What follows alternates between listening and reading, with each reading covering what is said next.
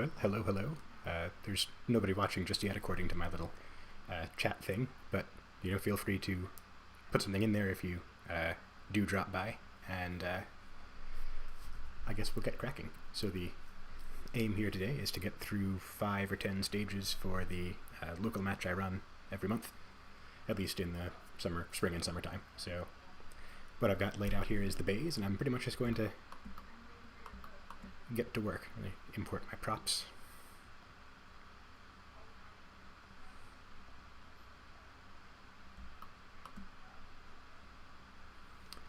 Well, it seems to have done the thing again. I've got some new walls that I'm hoping we're going to build this year, and they did not show up, so I'll have to bring those in separate.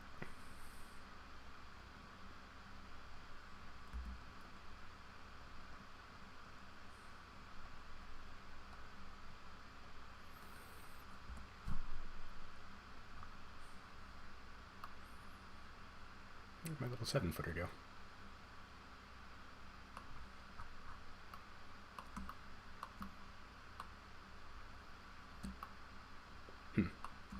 Well, I guess I'm shrinking one of my walls down to 7 feet as well, since a lot of the walls we have at the club are 7 feet long.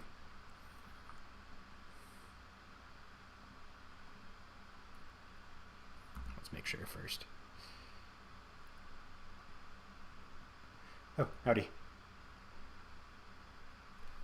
Someone stopped by. What a well, maybe not a super shock, but still. Yeah, I saw that. I do have a Discord. I think we're actually already Discord friends, and if not, we'll correct that a little bit later.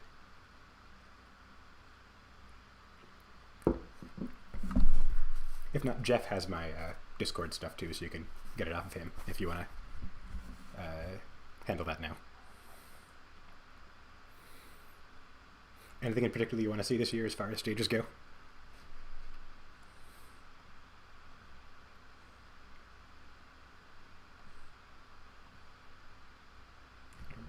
There's my 8-foot buttons. If I move this 1 foot in.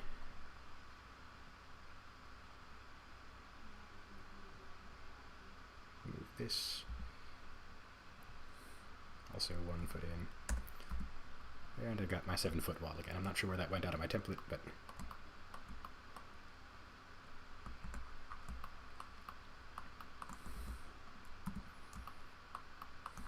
let's get some of my most common props here.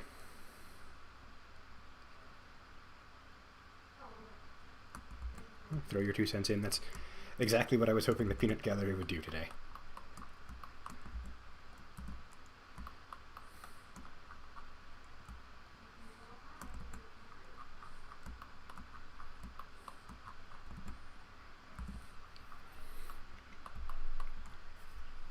So the way it pretty much has to work, because of supplies and so forth, is that we're going to have probably roughly two stages with the 4 walls, maybe 1 stage with 2 and 1 stage with 1, and that gets to about the limit of our supply until we get some of these new ones built.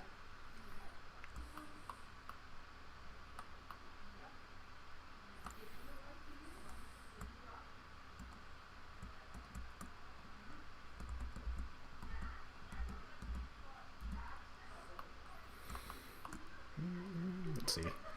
I've got my match director spreadsheet here, so I'm going to so I'm probably going to end up building the what's it called?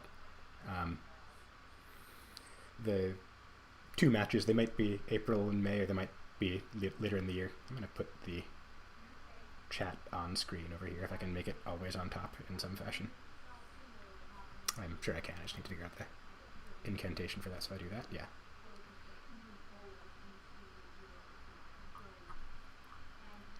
And now I just need to add a little capture for it.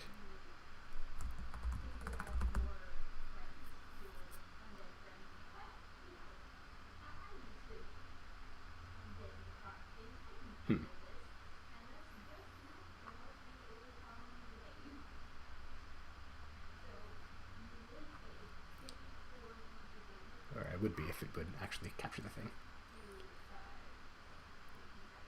Well, maybe I will not. display unless I can do it through the browser. As you can tell, I do this streaming thing all the time. I'm totally an expert. Not at all figuring things out as I go along.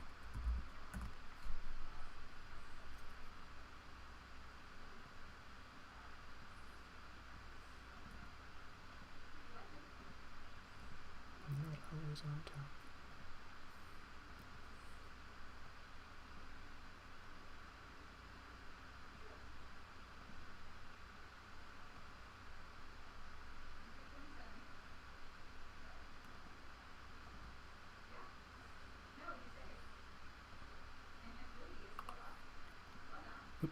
I appear to have put the wrong thing in the stream. Again, you get only the finest in quality streaming stuff here. There. If I stick that over on the other side of the screen, tuck it out of the way. Alright, so back to it. Actually, you can put that up there. So, I've got my 4 walls here. There's 4 of the 7-footers. Kind of got to think about how I want to make this happen now.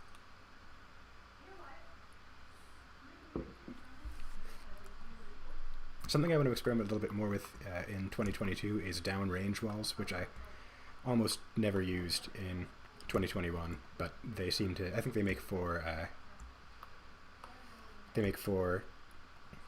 the ability to do some more like challenging sorts of things. It's a way to force positions, like easily force 2 positions from one shooting area without having to worry about extra vision barriers.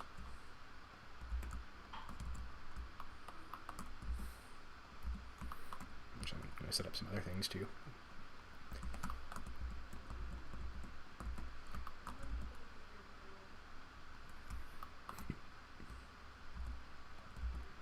I think we'll stick the classifier here on Bay 3.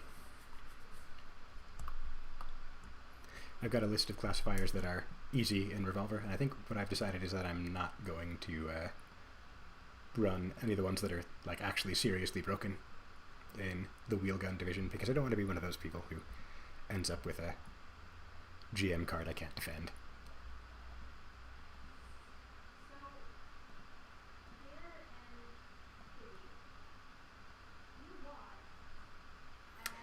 Huh, so I've got the chat coming through now.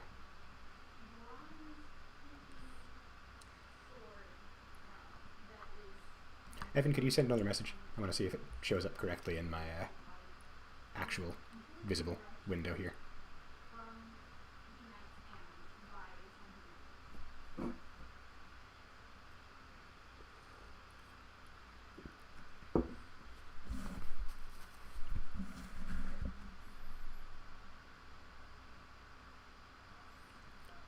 Interesting. Oh, that's why I've got the wrong broadcast up. No wonder.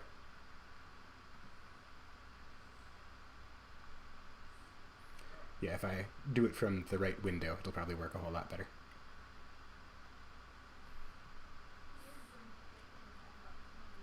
Oh, there we go. That actually came together faster than I expected it to.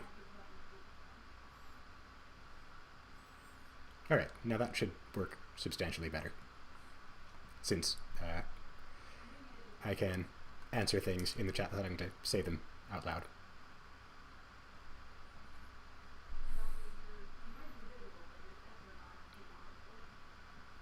Alrighty, so I'm probably going to end up doing something with the downrange walls here in the very first stage I do. I kind of have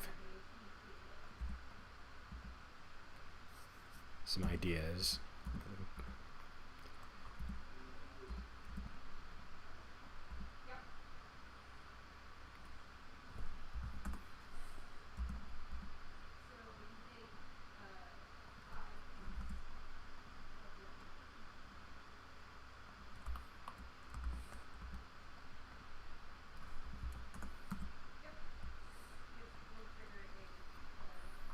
So something along these lines. I'll probably have maybe like some actually like a downrange target at the back of this.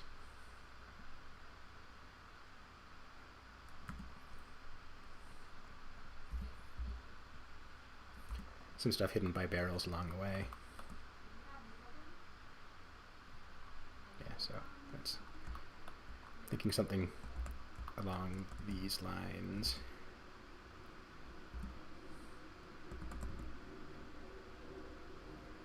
Really deep popper to force the choice whether you want to go all the way in or not. I think what I might do, so we'll kind of put fault lines up the middle here.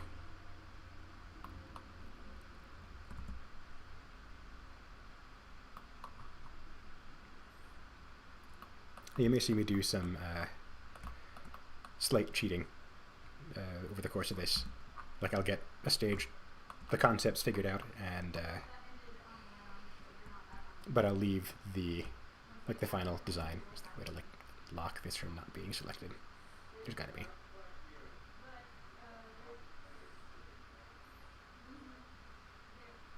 Well, I'll figure it out some other time. Ideally not when I'm trying to be coherent on a camera and microphone.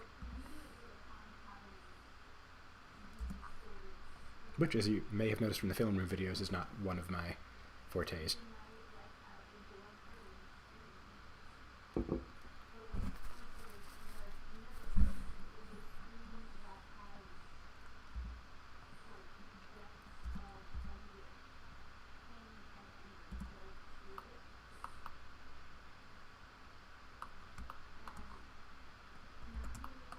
So we're going to stick a target or two back here, so you've got to take them from the corners of the shooting area. I'm going to draw behind the back of the stage. Draw behind the back of the stage here. Oops, that didn't work quite like I expected. Ooh, I know why.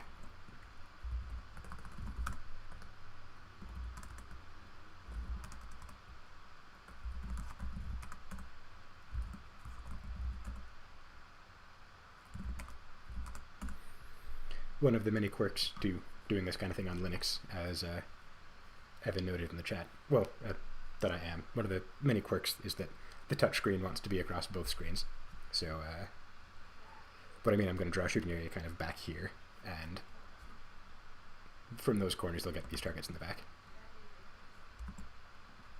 Alright, so back to the correct window here. So I'm thinking, actually, I might be able to get a popper. Nope, I want a tape measure, not text. Just about, at least. I might need a barrel stack, so that's not tempting, yeah, from further up. So I kind of pop that there. I'm going to replace this with a pair of mini poppers, probably, because you can't have too many steel targets. Everyone loves shooting at steel. Well, everyone loves hitting steel, not everyone loves just shooting at it.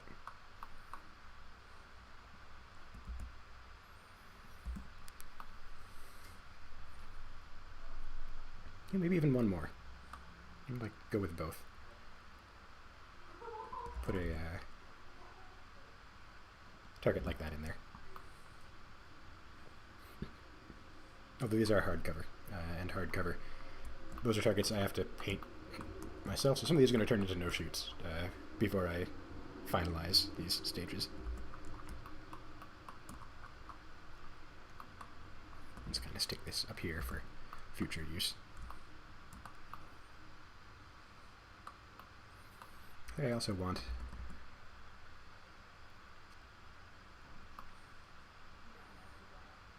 a couple of targets over here on the side of the bay that you can take as you're walking up this way.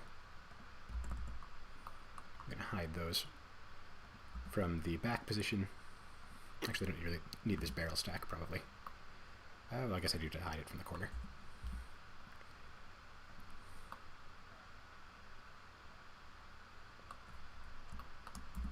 We'll do like a pair of them back here.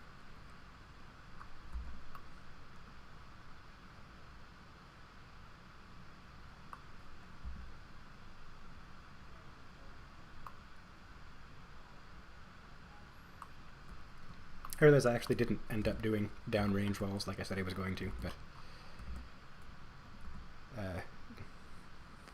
well, I guess there are more stages to do.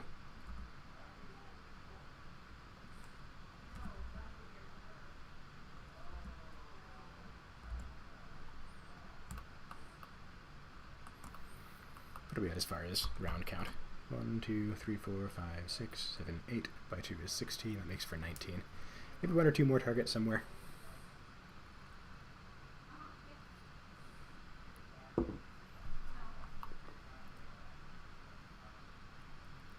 So with this being a fairly wide shooting area, actually, I think what I want to leave it wide enough so that you can take basically like all the back targets from a certain, like, midway up. You know, slightly harder shots, but I'm gonna push those further to the corners, I think, so that if you do that, you're gonna have to, like, take a step side to side through the, like, in the middle of the stage here.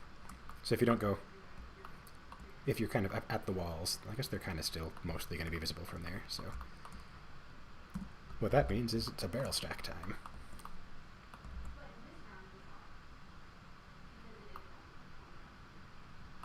So basically when you can see that target, I want you not to see the other one, so yeah, you can get that ideally from, like, here-ish. But if you're on this side to take the other targets, it's not going to be available.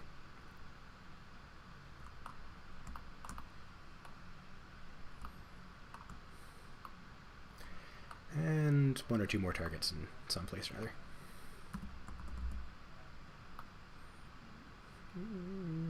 Shoot through in the back.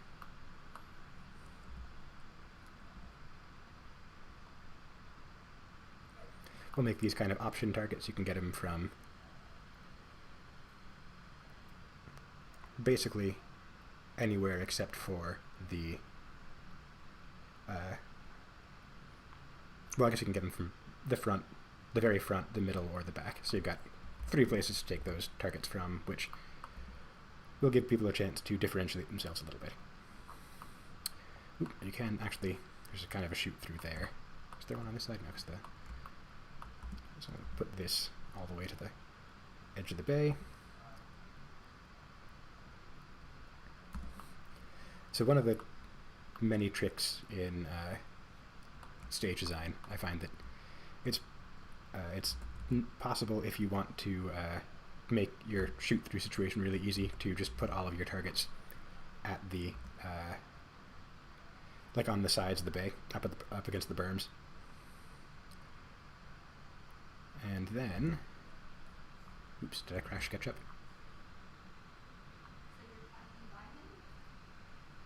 No, I just confused it briefly. Alright, so I'll drop that down. There, so I need to fill in a little shooting area behind the bay here. About that middle size fault line, actually.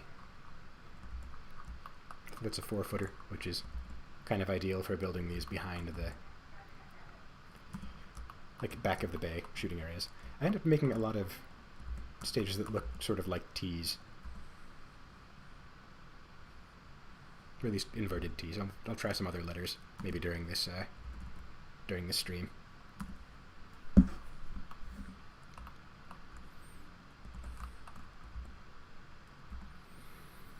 I'll give it a quick smoke test for 2 of my most common issues, which are shoot-throughs and more than 8 from any given location, which is funny because I shoot revolver. You'd think I'd be much better at not taking the taking the 8 or fewer shots from position rule more seriously. Another barrel stack there to maintain the integrity of the idea. Okay, so you can come to here. You can get 1, 2, 3, 4, 5, 6. I guess you can even get that back one. There's a shoot through there too. So this, I think I'm going to need to put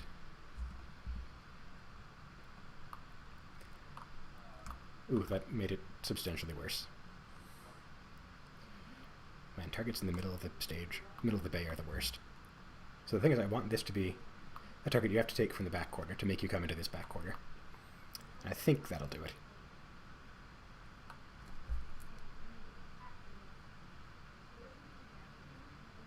Yes, I think that will do it.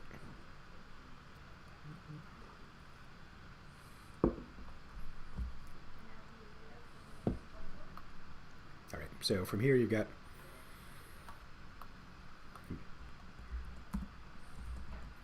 and a barrel stack here, because that will otherwise be a very illegal target. And I guess this might be a stage for an extra wall or two, because I've already got a good number of barrel stacks going, and too many of them in the setup guys will complain.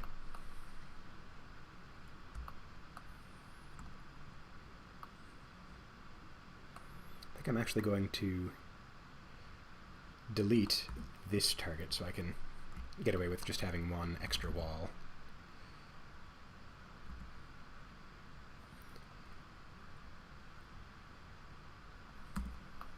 Okay. So now you've got to come to this corner to get that target, which is the only one that's required from there, and to get these two poppers, which are a pretty hard lean at the moment.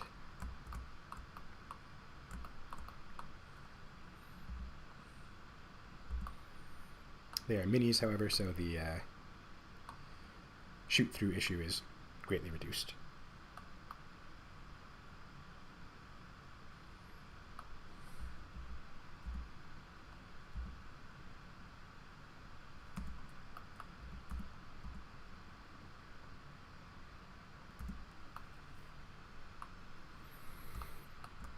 It's a 5-wall stage, which means I'm probably down to 3 on one of the big bays if I want to stick to my limited number.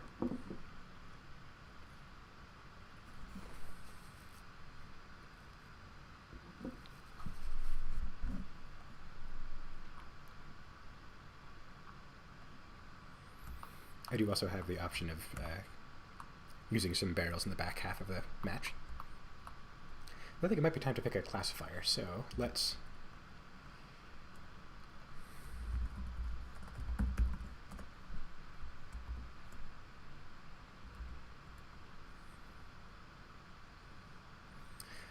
bring up the classifier list. Add a quick window capture for that.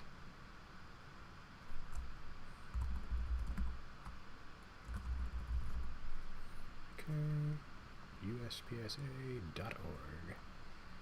There, so now that's kind of up on top.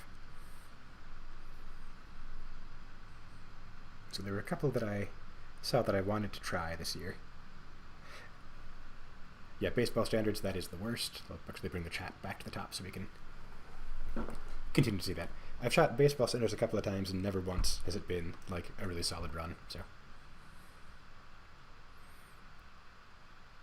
See, there are a lot of like really interesting classifiers here in the like 06 series. There's some with movement, some with the big barricade, but I don't know if we even have like a barricade of, of the right size.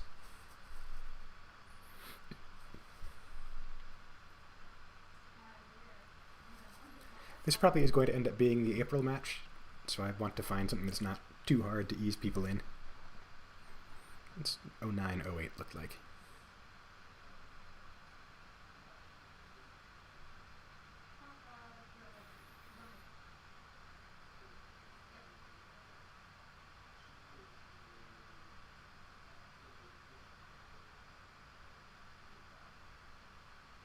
A classifier with barrels, that's a very rare thing to see.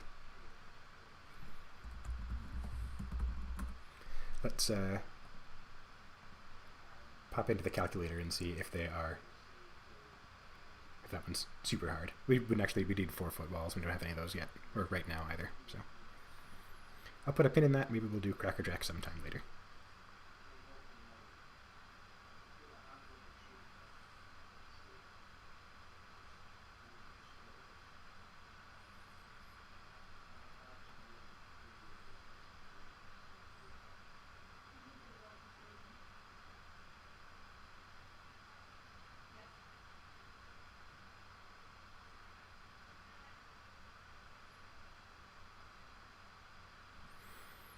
That looks like kind of a pain to set up because of the lack of measurements.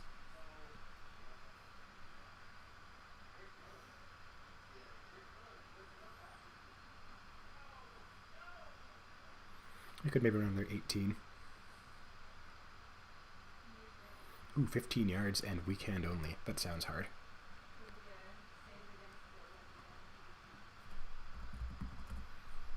That said, I've got a pretty good record so far in the 18 series classifiers, so... Revolver, let's see. Kind of estimate this. It's a 15-foot run, which is, what, 3 seconds-ish with a reload in it. Each target with 1 round. 1, 2, 3, 1. Let me get a timer on my phone real quick and count this one off.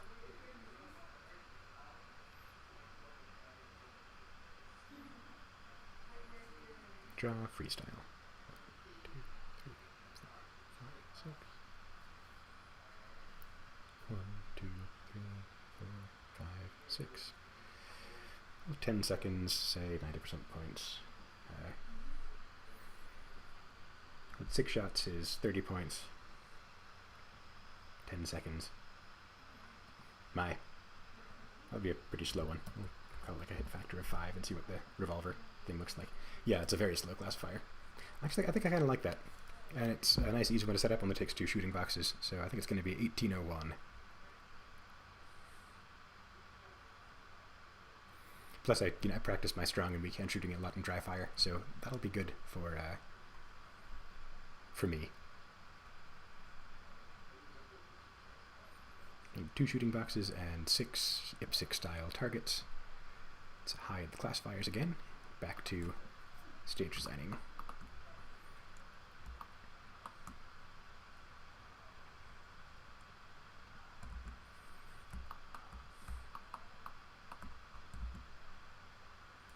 That actually might be hard to fit into our small bay.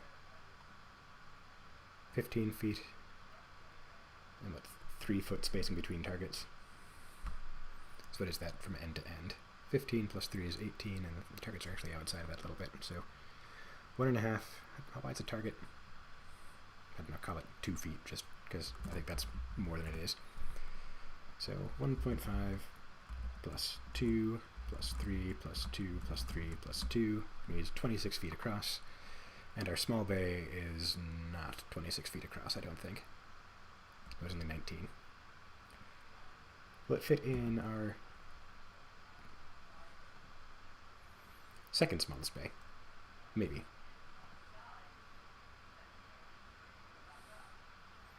It's not actually deep enough, so I'll have to put that in one of the big bays and just do 2 small stages, which actually works better from a match management perspective, I think.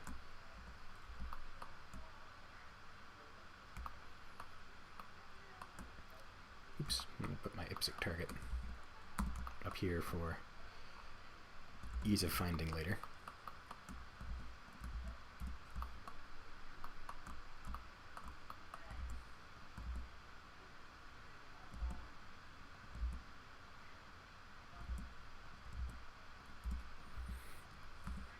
I always end up drawing the classifiers in the SketchUp file just so I've got something to look at on each bay. It kind of gives me like the bird's eye view of the match.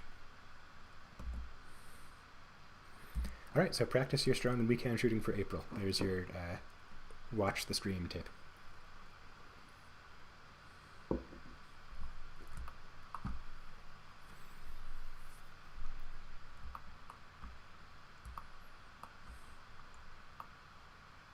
What's that one called again? It's 1801.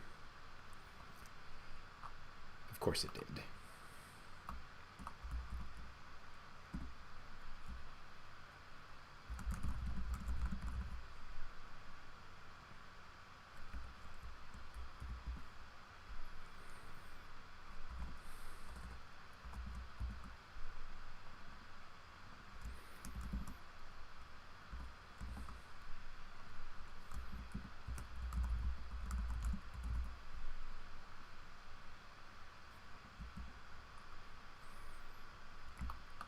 Okay, let's back to the first stage over here with the 5 walls.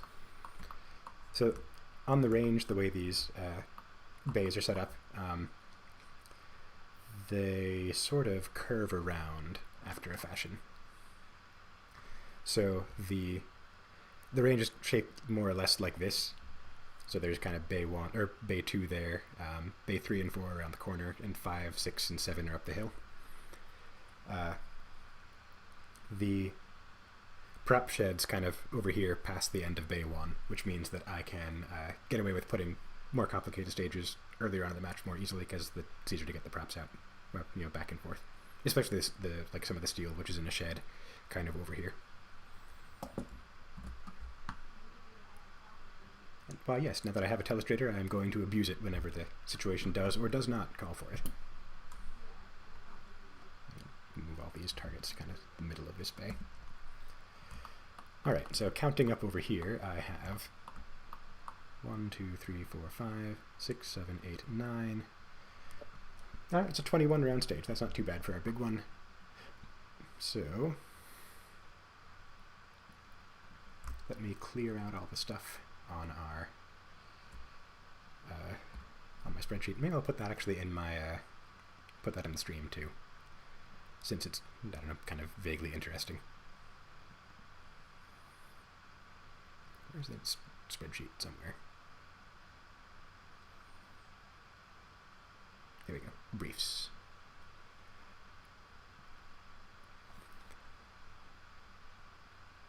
Oop, I think accidentally put the classifier thing. Use the classifier input for the who's what's it. Alright, so stage 1, there's nothing on bay 1. On stage 2, I don't have a name for it yet, but delete the stuff I actually need to delete. Okay.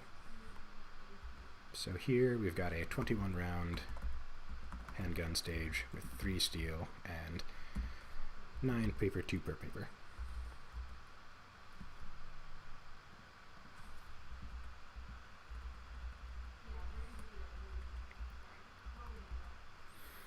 Oh man, there are formulas in this that I accidentally deleted, so I will now delete only the things that I need to delete. Hopefully, maybe. Is that a formula too? No, that's just entered. Okay. Delete the names, because those are no longer what we're running. That was from Halloween last year. 21, 21, 3 steel.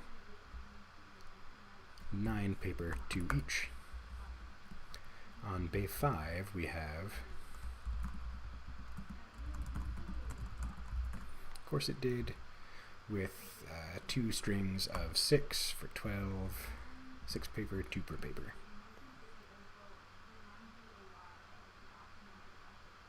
Yeah. Oop, no, 24, because 6, reload 6.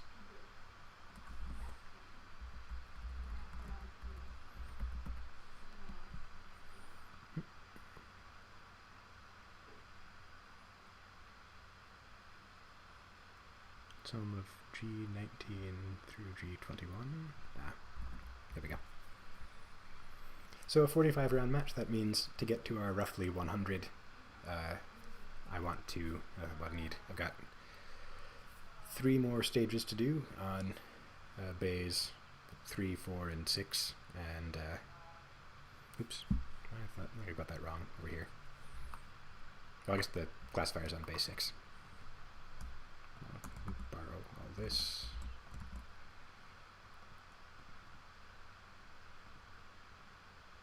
Oop, that's not what I wanted to do. This is the worst. Copy all of this and paste it right here. And just delete that stuff. So yeah, I've got another 55 rounds or so to spread across 3 bays, and 55 divided by 3, I'm told, is about 18 rounds apiece. So I'll do probably like 1 hoser-ish stage on bay 5, or maybe on another small bay, since those are slightly easier to pack in. And then some smaller, more technical ones on the last 2.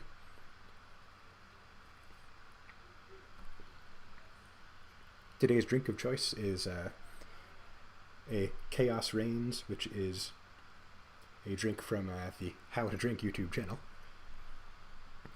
The recipe is basically a Midori sour, which is kind of a strange combination of flavors. Something super sweet and very green, and then a little bit of tartness. But it comes out pretty well. Drink number 2 will probably be an old-fashioned, since I'm lazy and don't want to get it from the stream for too long for the purposes of that. I may go with 2 walls on the smallest bay. Why? Because 2 walls gives me the opportunity to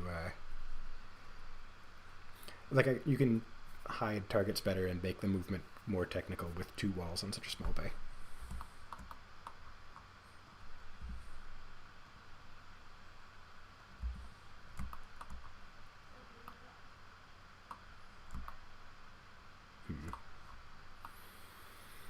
I think I kind of have it in mind to try that.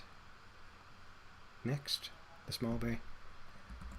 So we're going to do something like this with a long fault line.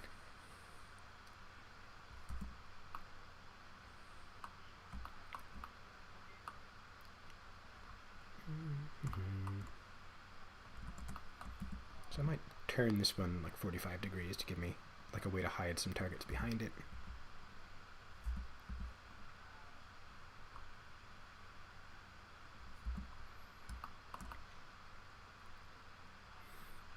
Going to be short and fast, whatever it is. But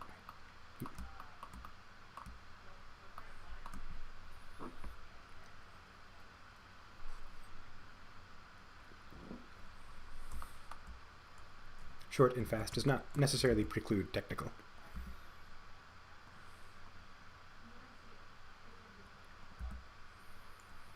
So something that I have been trying to do during my brief tenure so far as the Castlewood match director has been stages that are technical enough to allow for, you know, the high-end shooters to differentiate themselves, but not so technical, or not so difficult that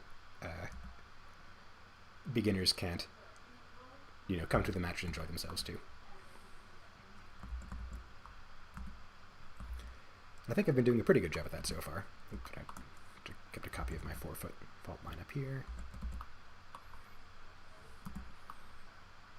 It's a very interesting shape shooting area and gives me some room to work with.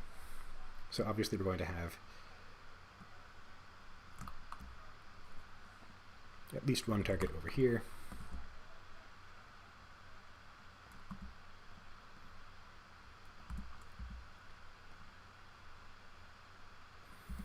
Basically like a powder burn kind of thing. Kind of put one probably in the back corner. And I think I'm going to do some freestanding no-shoots on this because that's an underrated...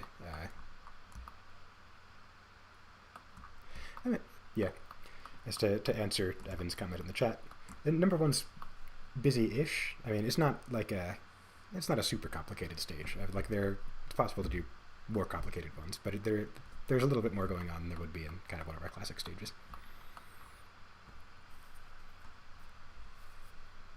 I can tell I'm going to need to get a glass of water before too long, so... Or, I don't know, learn how to talk on stream in a way that's less deleterious to my voice in the long run.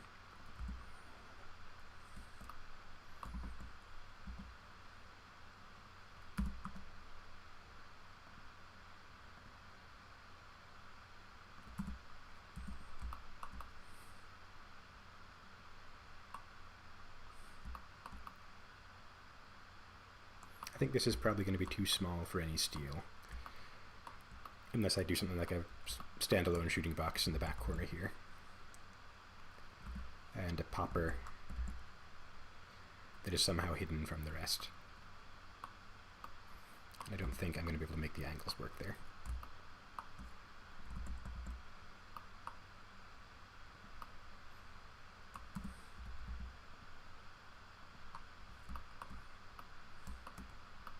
Or maybe I will, actually. It's a fairly hard lean. Nah, that's going to be too tricky. Especially if this is April, I don't want stages that are going to be extremely hard to debug. So this is looking like it might be a good candidate for like a 3 per target kind of stage.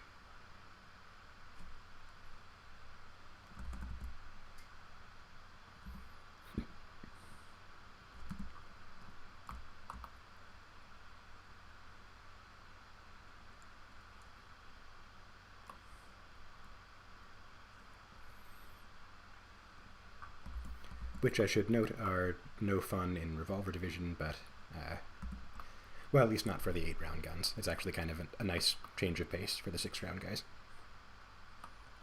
all like 4 of them.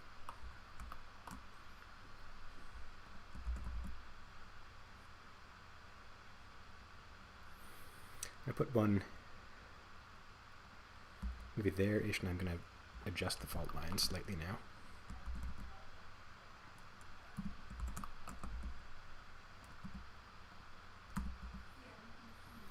So that target is basically named Awkward Lean, revolver no bueno, you see there in the chat. And I understand, oops, I have been showing this spreadsheet for the past, like, several minutes and did not realize. Okay, so back to the stage. This one might be a good candidate for 3 per.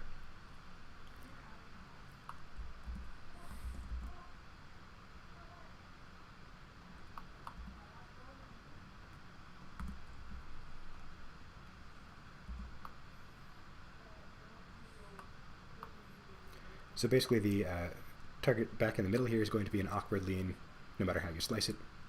This does actually break down into 6s nicely for the revolver guys, which I'd always try and make stages that aren't punitive to my chosen division for obvious reasons. Got everything.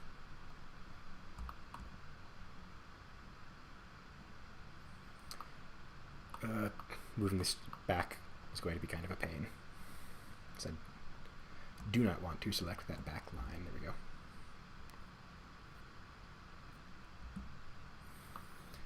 Alright, so that's going to be 3 per. Back to the spreadsheet real quick, and I'll remember to turn it off this time, I promise. So on bay 3, that's 18 rounds, 18 handgun, 6 paper with 3 apiece, to 63 rounds and 315 points. I've got a lot of room for steel, so I think these next 2 stages are going to be pretty steel heavy.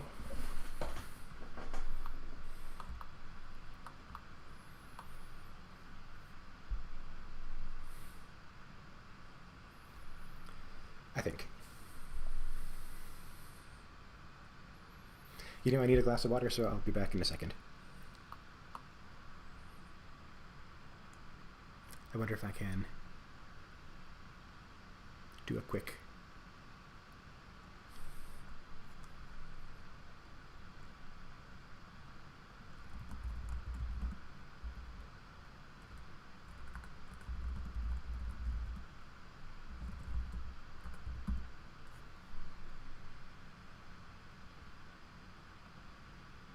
Oop, that's much too wide.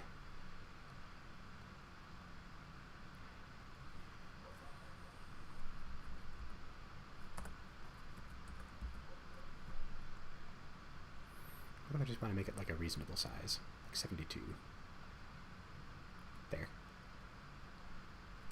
That's better. So I'll be back in a couple of seconds.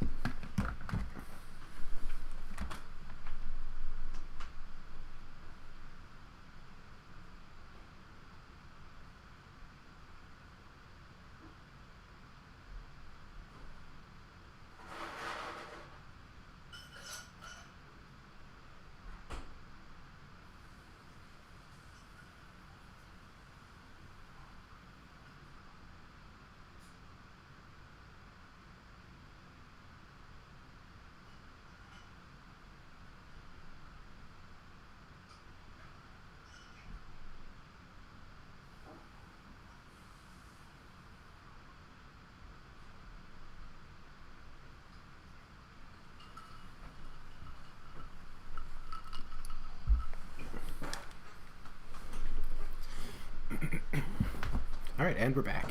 So let me remove my getting a drink text there.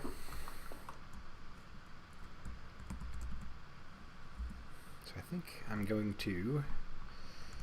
How many walls do I have? 4, 2, 2, and 3. 11. So that's even within the realm of possibility if we don't fill up, or if we don't make the new ones. I'm going to plan all these with the 7-foot walls because they'll adjust pretty easily for the 8-foot ones, especially at the first stage here.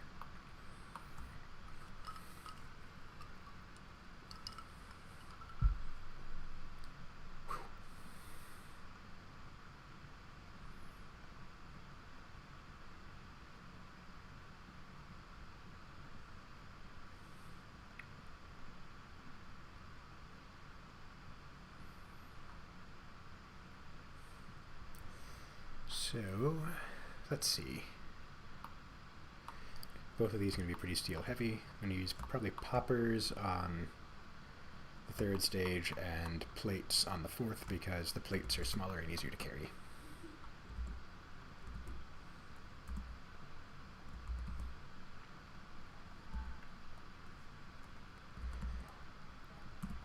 One thing I like a lot as far as design tricks go is poppers hiding other poppers. So we're going to do some of that on this stage.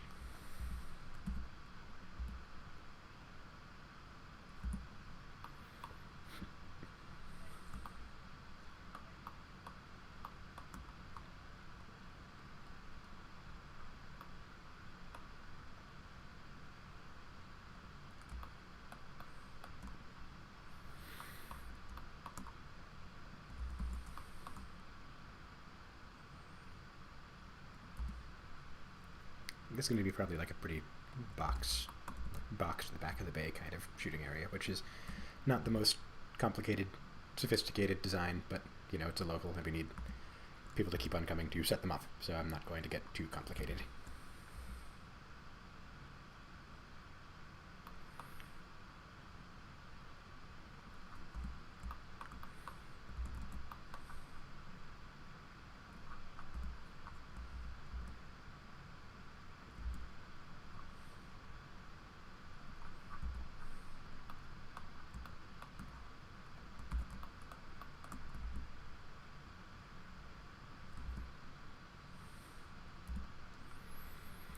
I haven't quite thought out start positions for these.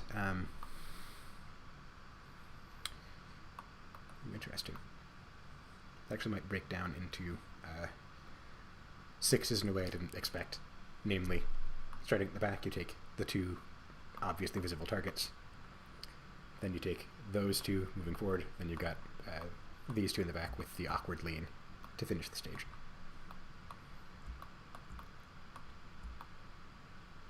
What do we have for like ranges here?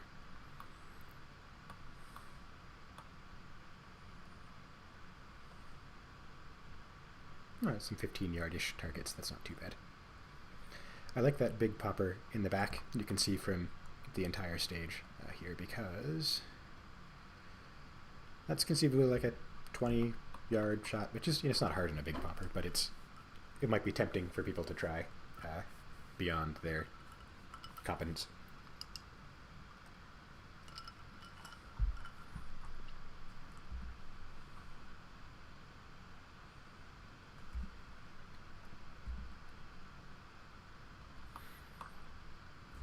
So what I'd like these walls to do is break this up into like more than two positions.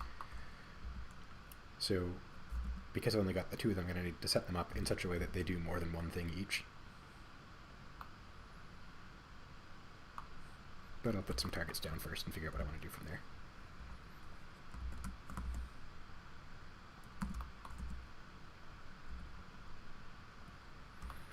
Also, is that 23 feet? That does not look like 23 feet to me. Actually, it almost is 23 feet. Or is it 26 feet? To the rules.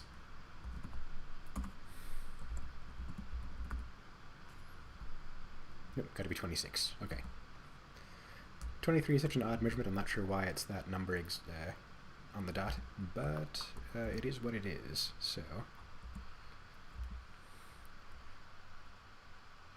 Far be it from me to question why. It's hovering a little bit, maybe? Yeah, but who cares? So you've got those two poppers from this first corner of the stage. They definitely hide each other. I think I might actually flip the other ones around a little. Alright, so I want this one at the minimum to hide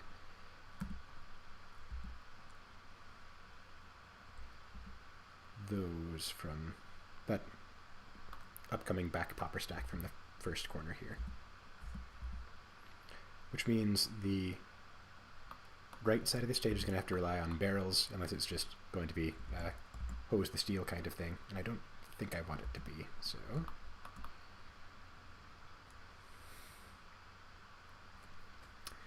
Yeah, I might need to put that on the other side of the stage altogether.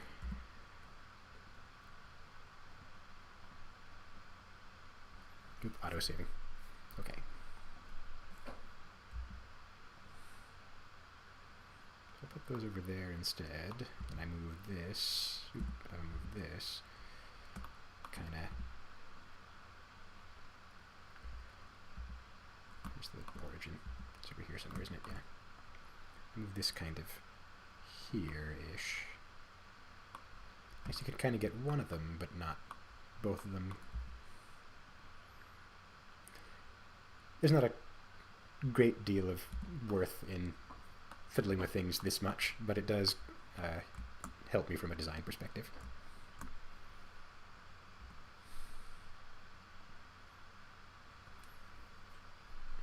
I've got 3 more poppers to put in some place or another.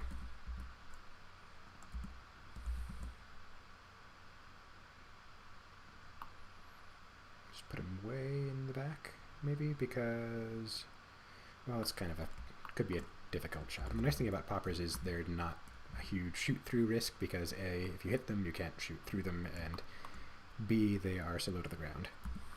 So I need to put a guideline for 23 feet from the front of this. 26, I guess, because, again, of the minimum rule, and then... So all my sails got to be on or behind that line, just about.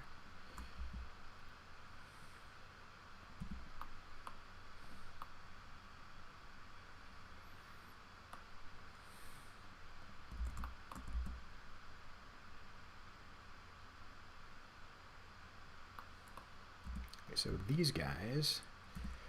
I'm going to, again, lean on the stage designer's crutch, the barrel stack, and make these kind of targets from this corner of the stage, I think.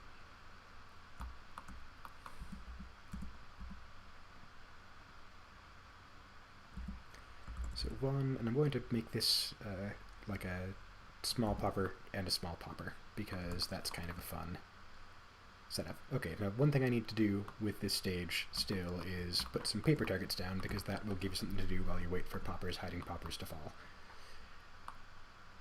1, 2, 3, 4, 5, 6, 7. Okay.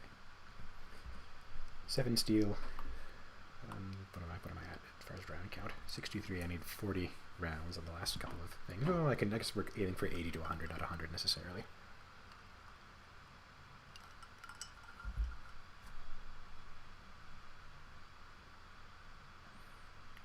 I bet I could upload these at a higher rate. What does YouTube recommend?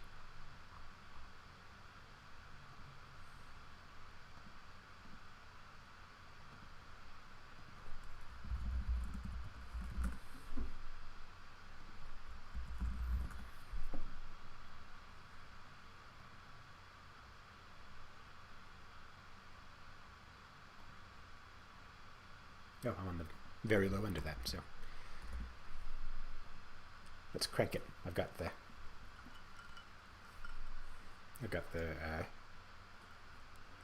you know, symmetric fiber internet. I might as well use it.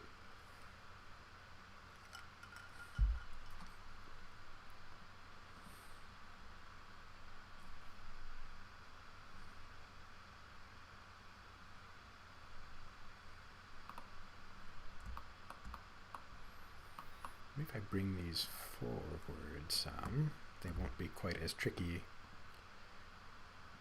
a target.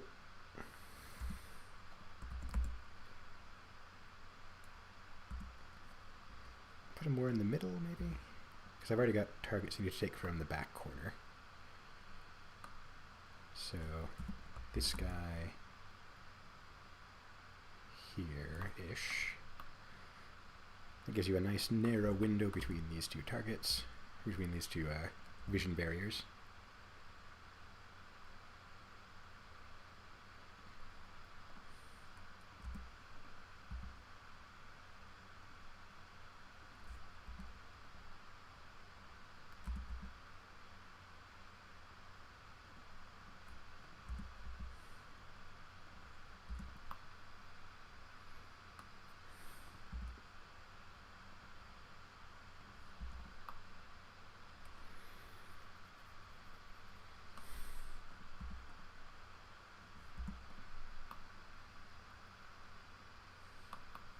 Okay, so that gives me 7 steel on this stage, which is most of the rest of our poppers. I can get rid of my guidelines now.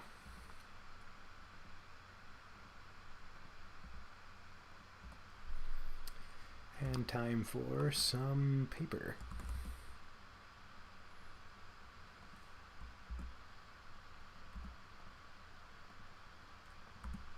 So from here you need to get 3 steel, well 2 steel and 2 paper for 4. I might put like a paper back here, although that's kind of in fragment range. So I'll put that in the far corner. Gives me 6 shots on paper and 7 ounces. That's a 13 round stage right now. I like the idea of having one. It's basically going to be taken exclusively from this corner. I need to find a way to hide it from a little bit closer up. So barrel stack.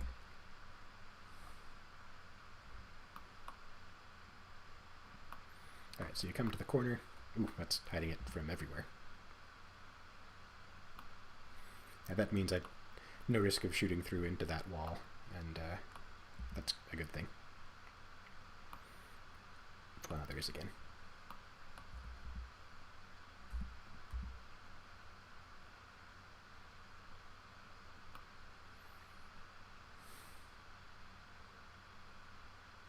I guess you can kind of see the one ball through it, but if you're shooting at deltas, I guess I'll let you blast one of our balls slightly.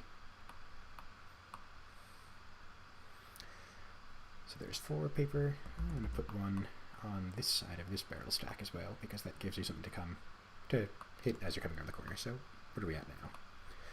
I've got from here, you need to take those 2 steel and kind of that paper, so that's 4.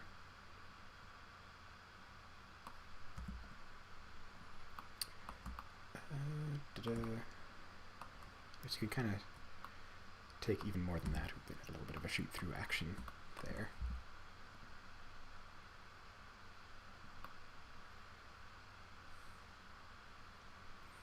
Again, I guess it's not a shoot through if it's on steel, but okay. So from here, midway through, ooh, there's a huge obvious shoot through there now. I like the idea of a paper back here. So I kind of put him there and move the steel forward some, if that'll do it.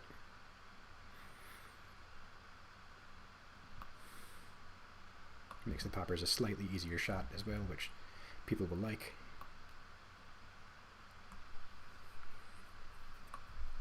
Okay, so from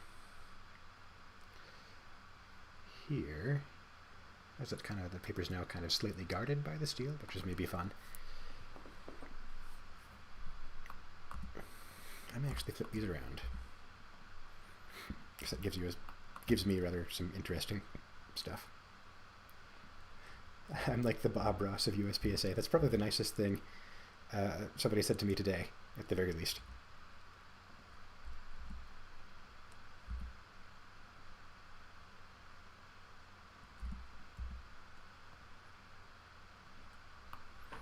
Ooh, I have now placed that popper accidentally on top of a barrel. Good old SketchUp.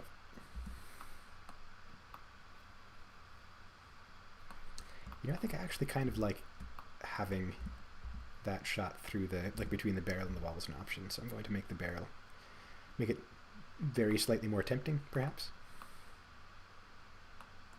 I'm just going to adjust it now this way a little more.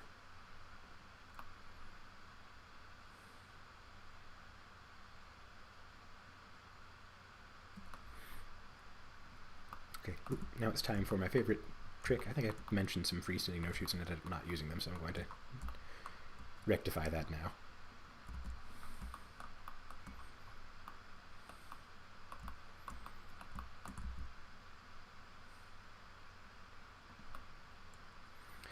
Freestanding no-shoots, the you can certainly try of stage design.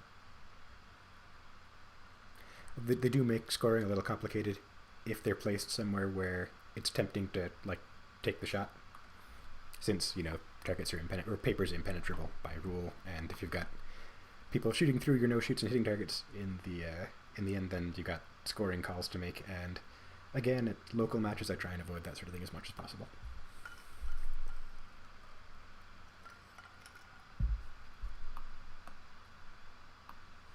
Yeah, that's not too bad.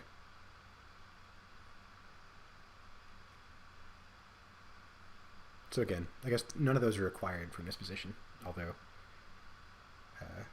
they can be taken from it. So that's 5 from there. You've got 1, 2, 3, 4, 5, 6, 7, 8 in the back, which is kind of a lot. And I guess you can take that one from somewhere else as well. So I think that one is okay. So we've got 1, 2, 3, 4, 5 paper at 2 apiece. 1, 2, 3, 4. 1, 2, 3, 4, 5, 6, 7 steel. That's about 17 rounds. So back to the spreadsheet real quick.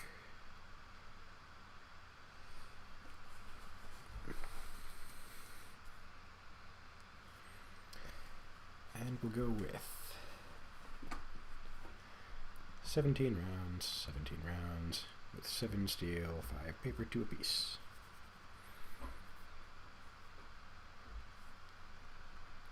It's a little funny that the classifier with its focus on strong and weak hand is going to be the stage with the highest amount of points in the match, most likely, almost certainly. Since I don't have enough vision barriers in the next one to make like a really complicated high round count one.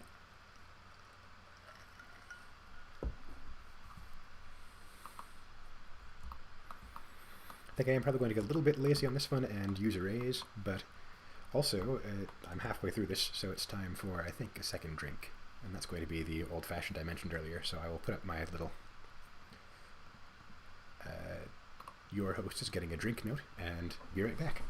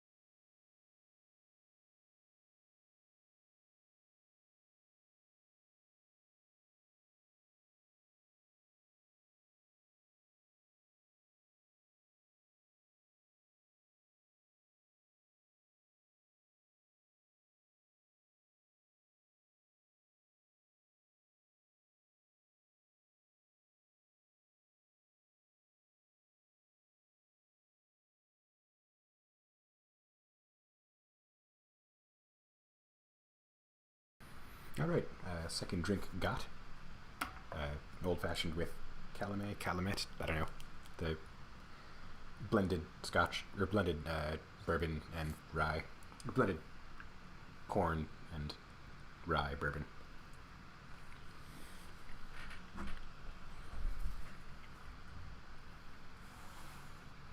Kind of recently discovering that I can just like make cocktails at home has been not great for the amount of, well, the amount of money I spend on mixers primarily, but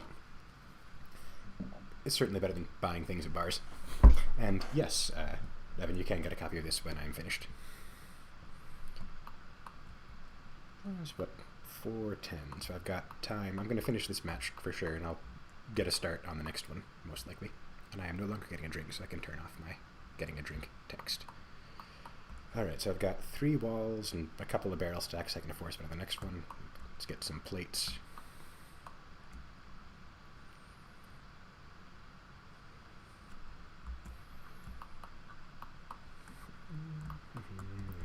One, two, three, four, five, six.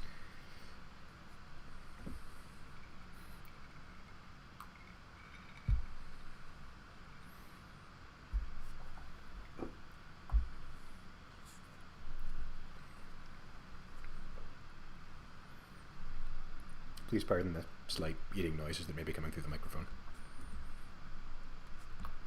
Again, if I were like good at this, I'd be doing it more regularly and not just as kind of a lark.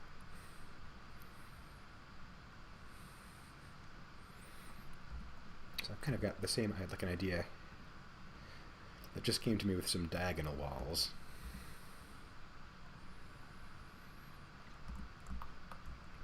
So I kind of like the idea of maybe doing it, maybe.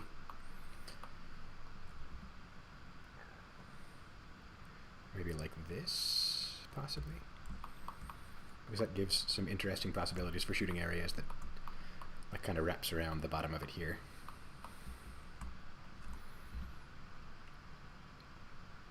So time to abuse the telestrator again, actually.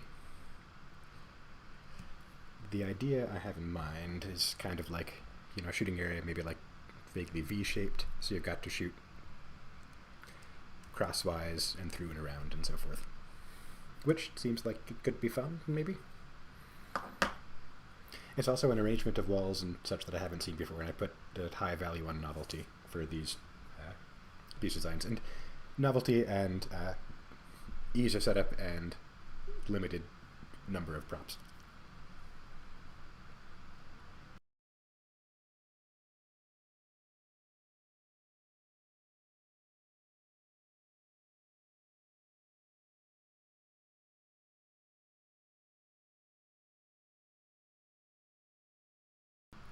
I decided I would just finish my orange and mute my microphone briefly so you wouldn't have to listen to the, you know, chewing.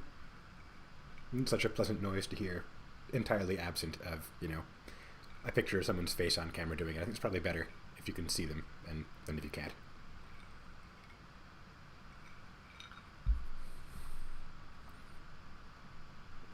And Angostura bitters. Really delightful flavor.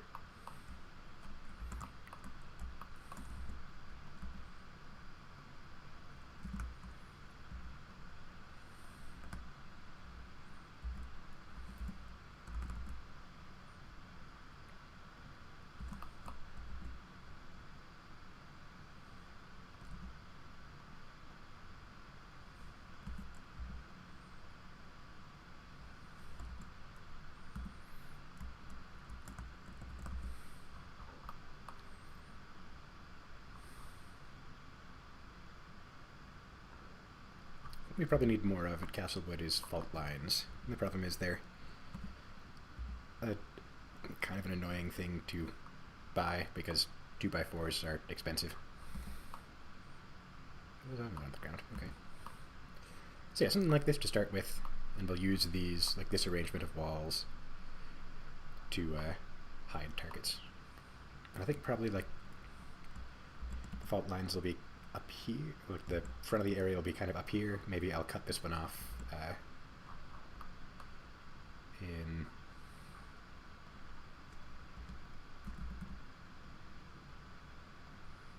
like that sort of fashion.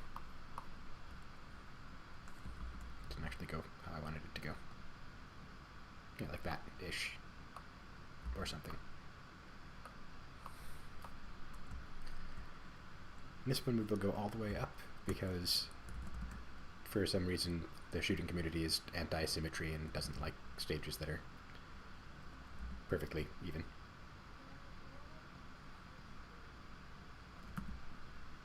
But yeah, something like that as far as shooting area goes. And I can probably actually put all the targets just downrange of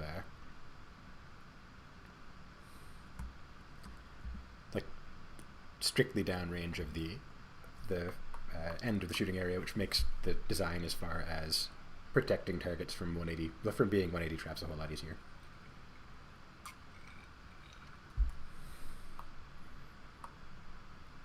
So we've got a T, a kind of an L, or maybe like a lopsided V and another V, and I guess a hyphen. A very alphabetic set of stage design so far.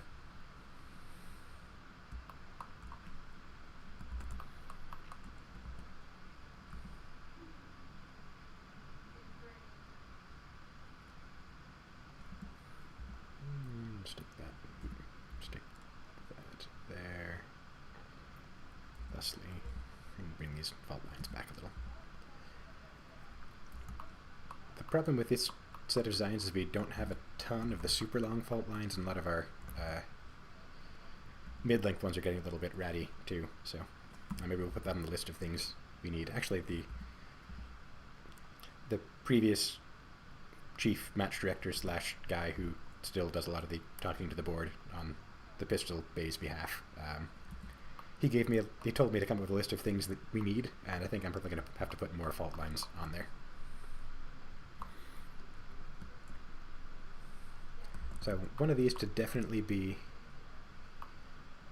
available from this side of the stage, which means it's going to have to be kind of behind this wall from the other half, so kind of there. I guess you can still get it from the far corner.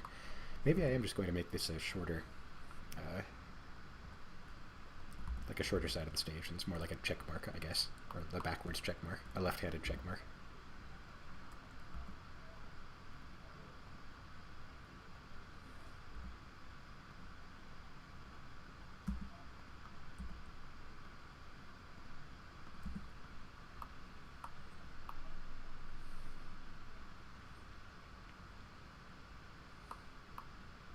I do have some barrel stacks I can use to force targets to be taken from certain spots as well.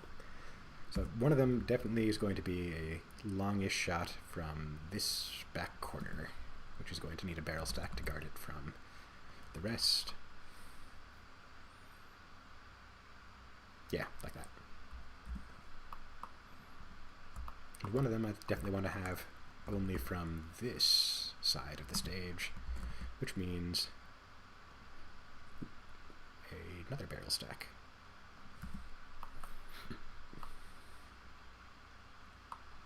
Happily, thanks to some recent donations, we have a ton of barrels, so.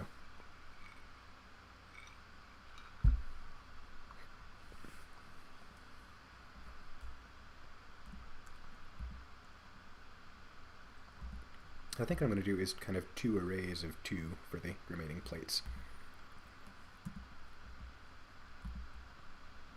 Put that closer together. We'll bring this one up to about there, say, and just kind of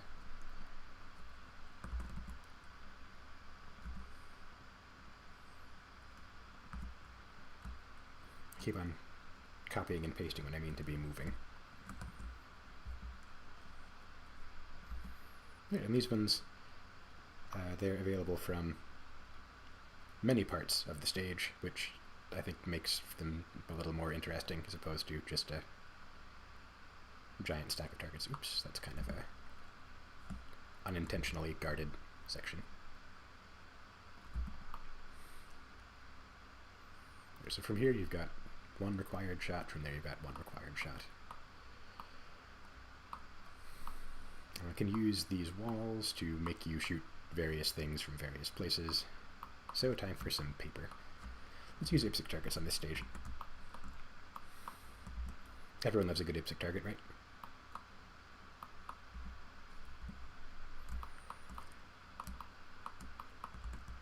So, put one here.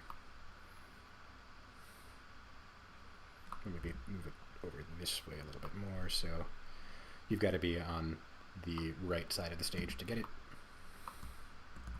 We'll put one over here, since that's a nice shot through the middle. We'll put one... That should be kind of up this way. Well, actually, I want one. It's definitely got to be taken from this side. So, to have one here, which constrains me a little bit as far as shoot-throughs go.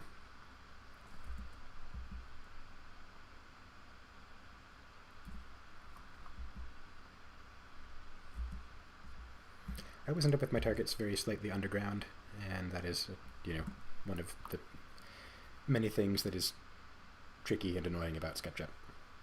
Alright, so I do have the advantage, like I said earlier, of the turning the whole bay, not the stage, not the target rather.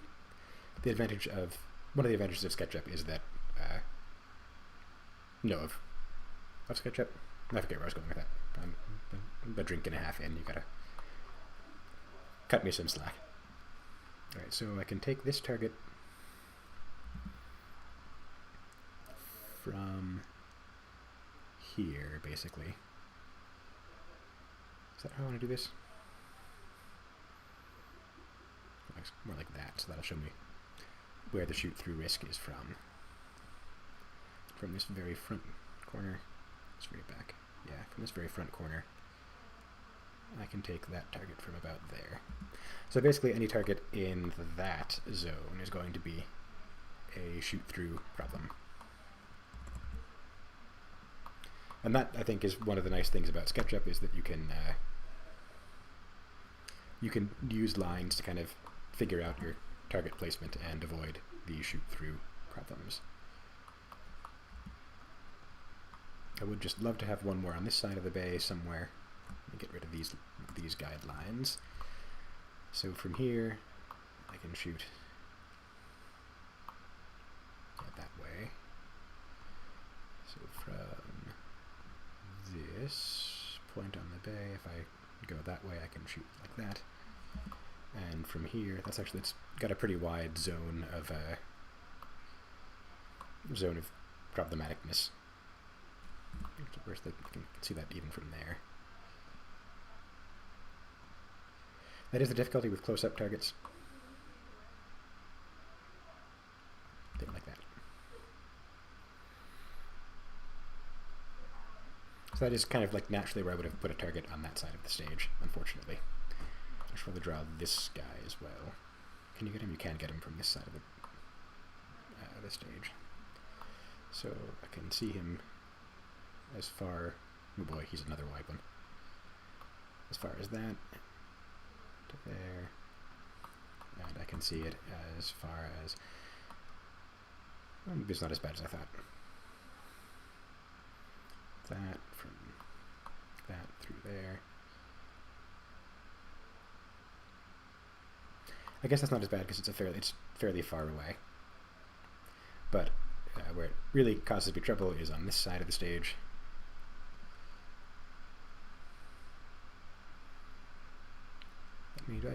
What's the material I've got selected right now? I'm going to like a red color. Oops, that's not quite about what I wanted to do, but what are you going to do?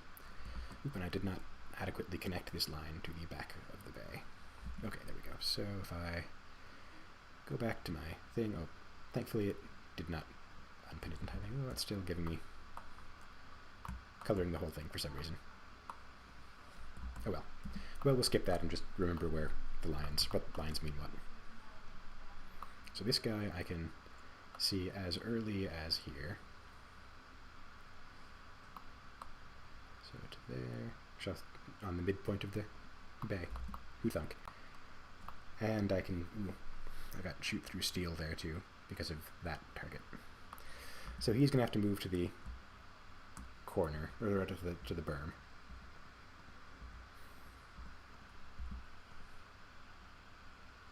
Ideally I keep him in such a place that he's difficult to hit from the other side.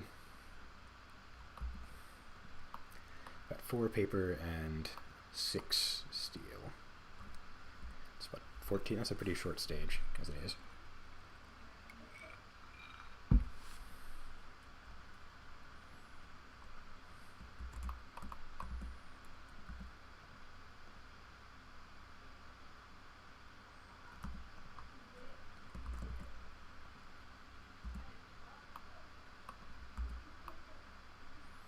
So those aren't going to be shoot-through problems.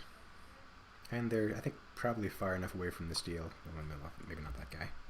They're not spatter problems.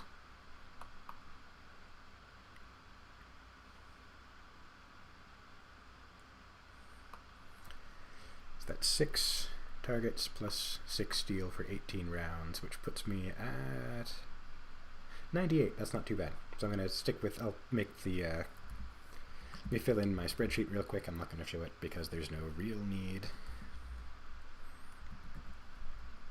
But yeah, I will figure out the placements from here. Does this wall do? I guess that kind of hides it from some places. I feel like I could do something more with this one wall somewhere. Don't have to worry about the shoot through on that guy.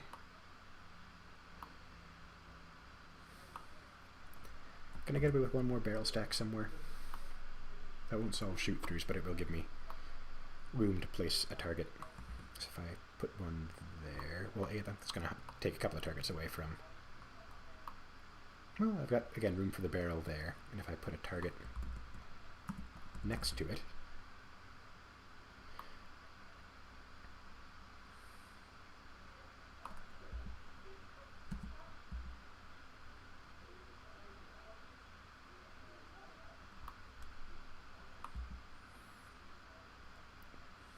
bothersome. I just actually bring it up real close. Okay, that'll do. That gives me one more target, so I've got 7 now, which makes this a 20-round stage for a nice even 100-round match.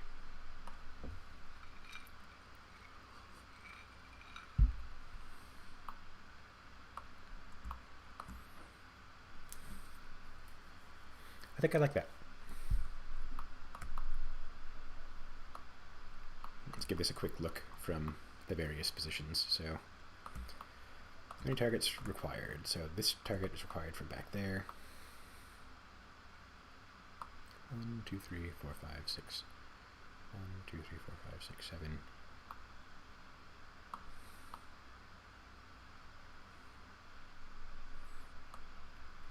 There are an awful lot of ways to tackle this, I feel like. And an awful lot of looks at each target, which, again, I think is a good thing. So you've got to come at least to the back of the stage here for that target, and I think you've got to come to the corner, yeah, for, well, ish. I'm going to move this a little bit further this way, so, yeah. No, that makes it available from here, so I've got to bring this very close to that. And I want it slightly more to the side there, because you can just glimpse the edge of it from there, and you've got to come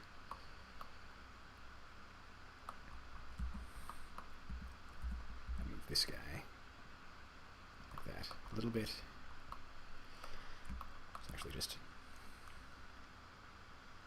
It's actually, I guess because of where that wall is, you don't need to come all the way to the corner of the stage here, but we'll leave it anyway in case people want to kind of come in hard. Or I could move a steel to make you do it. Well, I think I want to make you do it because the openness of this stage means there's going to be a lot of opportunity for, well, even then you don't need to come all the way in.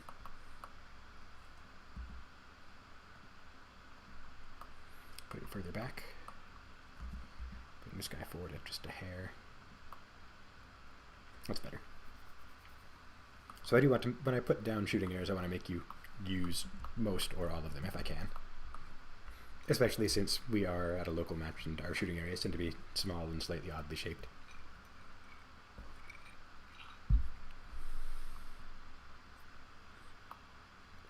It's pretty good. I like that. Not a bad match, all told. The fact that about a quarter of the round count comes on the classifier is maybe a little strange, but so it goes, I guess. I'll come back and figure out start positions and such on these later. But I think I'm pretty happy with the way it turned out for the time being. So I'll save this real quick, and I'll save it as the next match. So I don't have to worry about making my templates and things again. So if I save this, my documents, I guess you can't see my little dialogue there. Oh well, I'll just have to wait while I get this one finished.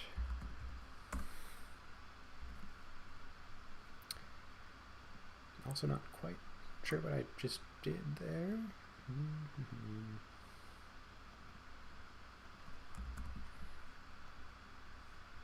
There. So I've now saved this as the May match. Again, I'm not sure when actually all this is going to happen. When these, if it's going to be in May, in April, where the last match happens, and in May when this one does. But I'm just saving that way for now. I am ready to shoot it, Evan says, and I agree. I'm kind of itching to get back into it already. Well, especially like Revolver Nationals, which I'm planning on shooting this year, it's at the end of May, so the middle. I think it might be before the Castlewood May match. After, it's right around the Castlewood May match, which is going to be our second one of the year. So by the time we're shooting our second club match out of 7, I'll have already. I will be shortly there, or shortly at Revolver Nationals, or will have already shot it. Oh, and Evan's off. Well, thanks for coming by. Appreciate the moral support and the Peanut Gallery commentary and feedback. Also the Bob Ross comment, that was pretty nice.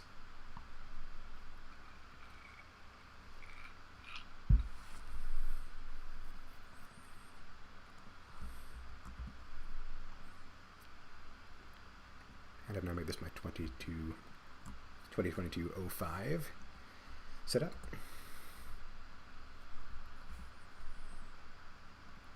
Alright, so back to the thing here. I'll kind of clean some of these out.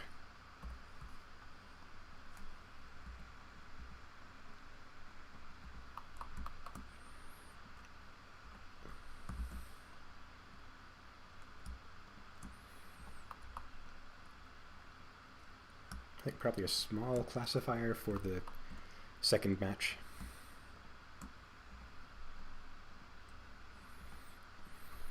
If you watch and or spectate this later and have any stage names in mind that strike your fancy, let me know. I am always happy to take a look at those. So let me set up my classifier window to properly show my classifiers browser again.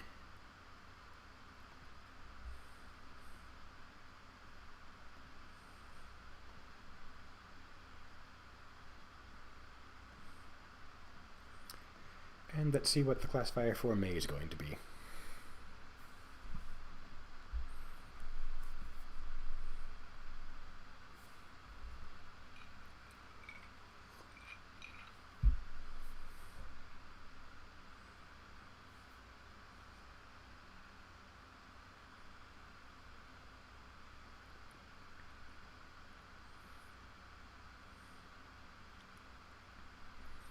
This is an interesting one.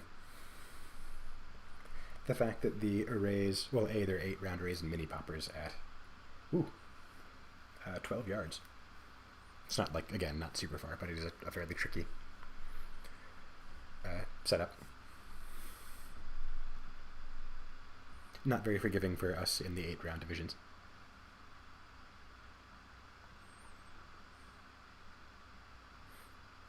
This is a nice one.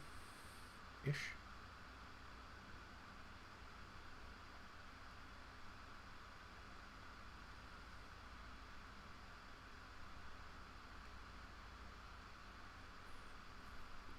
It's interesting that everybody seems to like the 2x2 fault lines nowadays.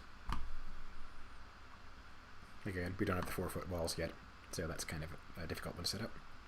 I should see if I can get the club to make some, though, since the 4-foot wall seems to be a pretty a pretty frequent thing.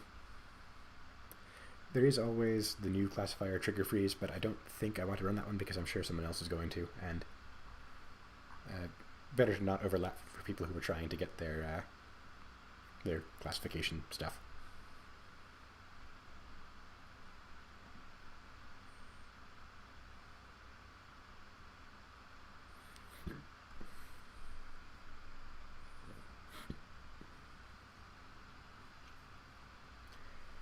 I think I might go for short sprint standards, though. It's another 24 rounder, so it's going to be, again, about a quarter of the round count of the match. But it does have strong and weekend, which is, not awful. 46-yard shot, like a 15-yard shot with a partial on it as the hardest one.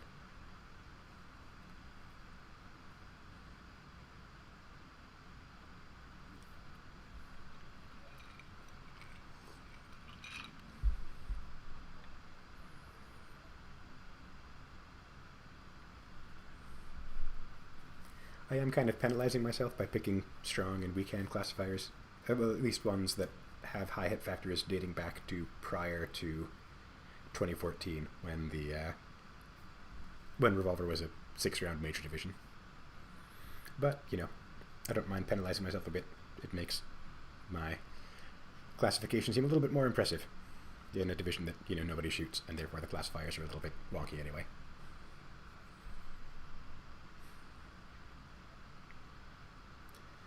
Was this one 1303? It's the Revolver high hit factor.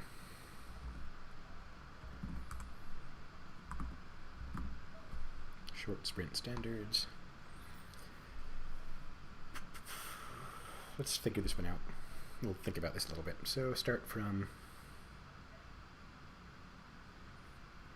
A, B, C. About a 10-foot run-ish. So again, 2 or 3 seconds.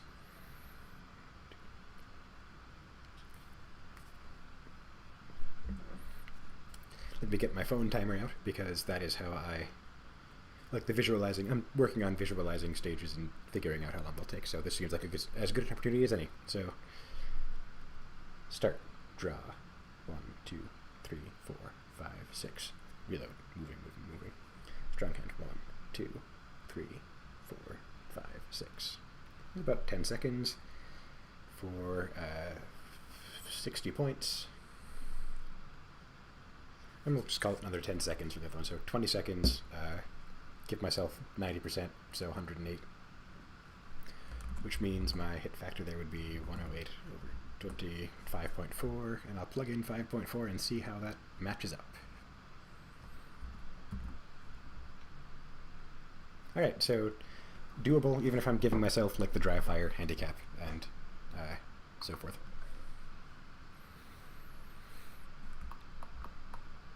So we'll run short sprint standards, which is a fairly narrow classifier too, which is an advantage. Let's go back to the diagram real quick, so I can see what I need to put on the thing. So it needs to be, it's a 40-foot wide class. It's going to be on one of the big bays again.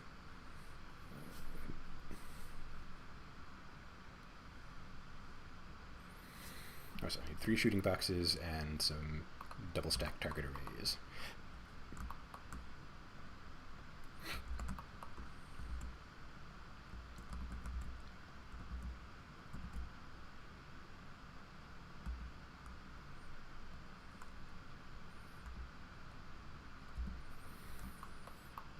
Big thanks to the club for building those large back bays for us, because otherwise we wouldn't be able to run classifiers like this. I suppose if you don't like this sort of thing, you might not appreciate it, but well, I guess you can run your own match if that's the case. 16 feet-ish. There, so more or less like that. The targets are wrong, but it's just to kind of give myself an idea of what I'm calling for.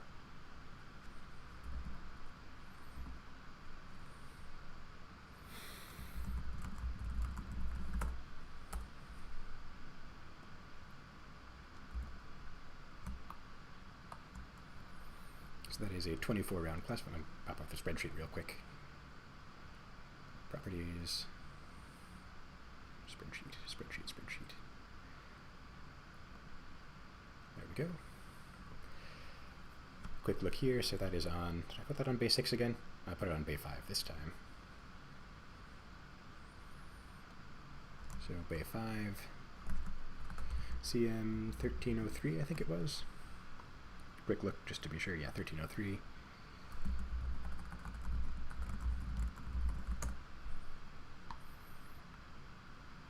It is a 24 round classifier with 6 paper targets and best 4 per. Okay. So back to the designing. The last match was fairly well balanced in terms of course length. I think I'm actually going to try and do like a long course, a medium course, and 2 short courses on this one. So I would say like 32, well 30, 32, well maybe 28 to 32, like a 18 to 20 and 2 12s.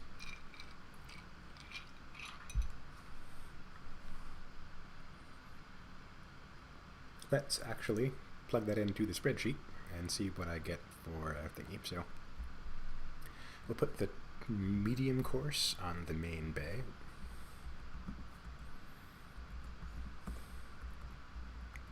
We'll put the long course on the back bay. And I'll put the medium course on the back bay and the long course on the front bay because of the thing I mentioned earlier about how the prop shed is arranged. And then 2 12s. That's a 96 round match. Perfect.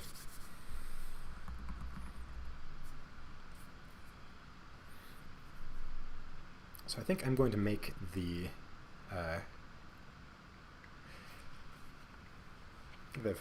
long course actually fairly hosey this time. Like longer movements, fairly close arrays, maybe a long target or 2.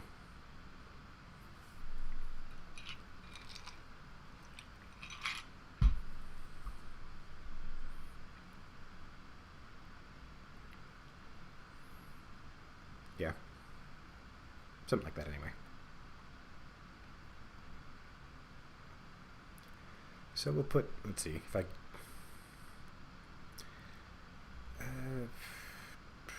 12 paper, 2 per, and 2 steel somewhere.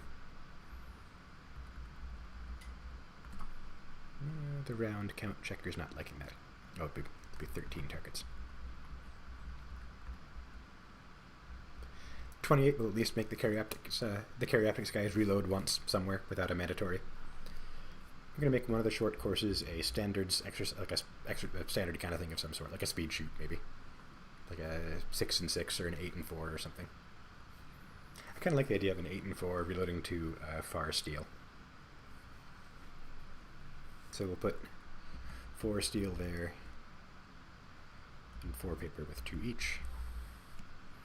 This is not the way I usually go about designing matches. I kind of have, because the last one I designed was kind of very not static in terms of different kinds of skills tested, but static in terms of round count. I want to kind of figure out the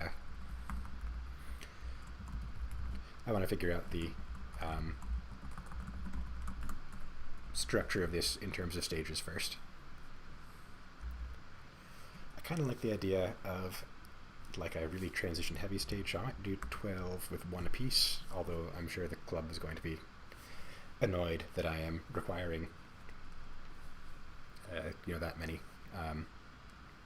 many targets for such a short stage, but they can always find someone else who wants to do this job if they don't feel like playing along. Paper.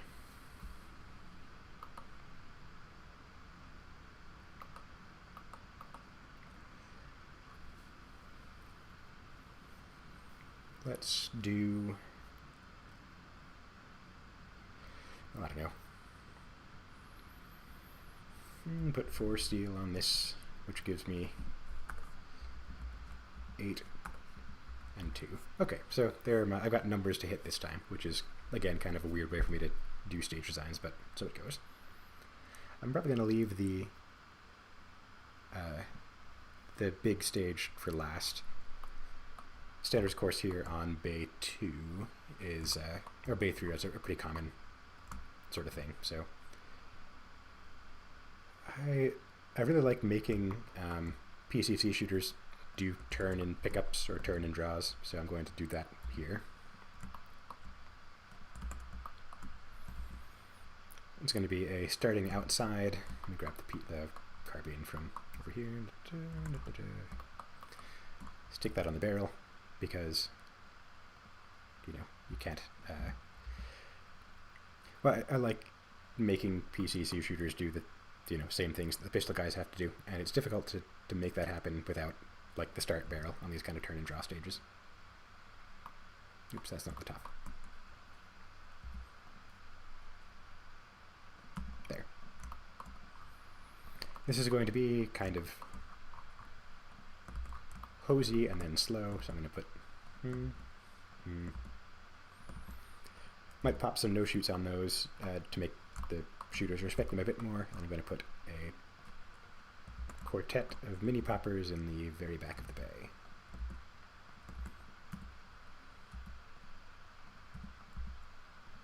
I guess it can't be Virginia count if it's a speed shoot. Can I have steel in a speed shoot? To the rules. Speed shoot.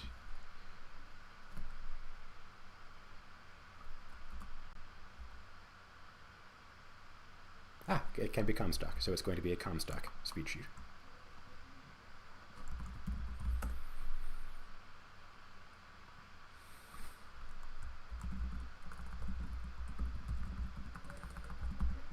Pardon me while I take some quick notes on what I want this to be.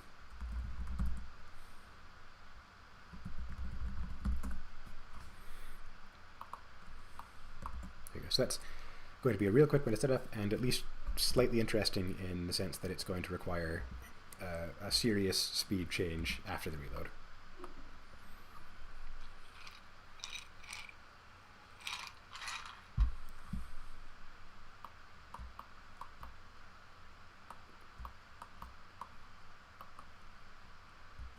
Alright, so there's that one done. I need another 12 round stage over here, and it's going to be, for it to be a valid short course, it's going to be 2 positions. So it's going to be 2 positions of 6, and I'm going to use 1 wall.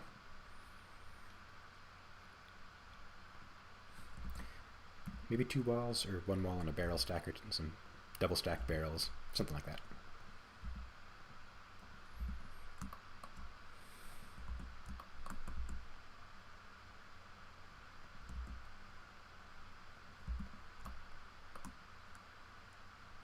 Did I have steel on that, or was it all paper?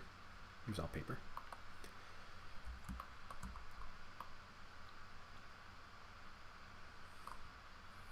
I am going to go symmetrical.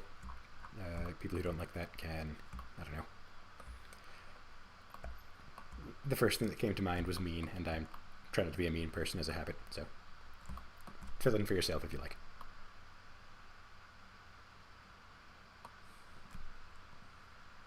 Grab like this guy. So, like, what I want is targets stacked vertically, but I don't have those in my template, so I'm just going to put some horizontal ones in as a placeholder. You know, I'm going to do it right. Mind changed.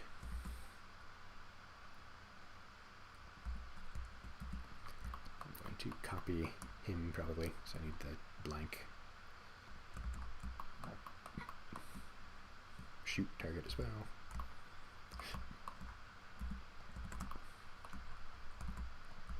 So I do actually kind of like the flip him upside down. The kind of target you get when you put a no shoot upside down and then a head box against it in thus like a fashion. Let's rotate again by accident.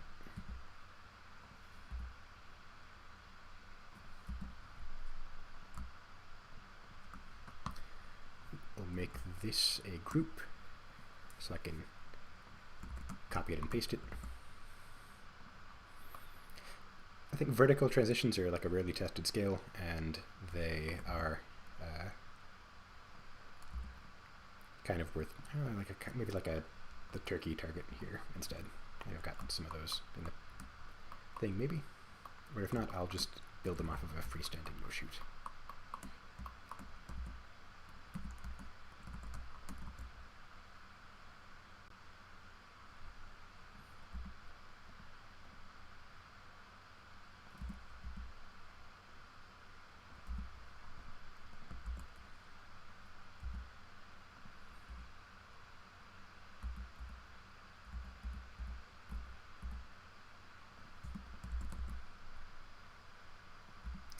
And we'll spin him 90 degrees.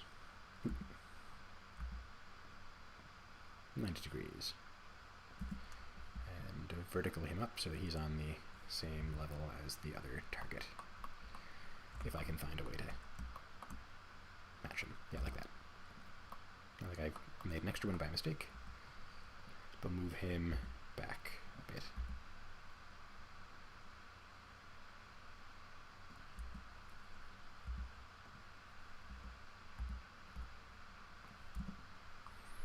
Something like that. So you can, depending on how the shooting area is built, you can get the middle target from either side, or one of the middle target if you want to split it up.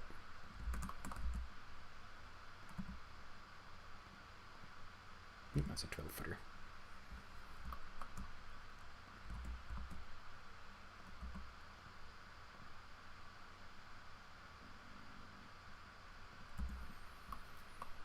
It's a nice, quick little short course that gives you some hard leaning if you want it, or makes you split up like a stacked target on one stand. Well, that's already, what, half done.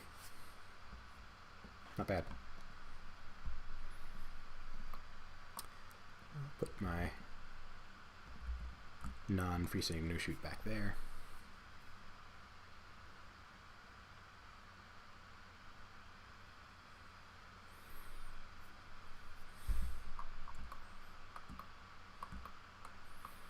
The kinds of spam comments you get in the live chat I find very fascinating. I'm not sure quite what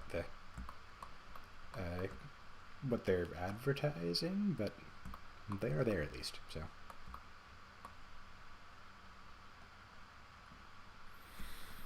all right, the second, or the medium course. What did I say for that? I said 4 steel and 8 paper.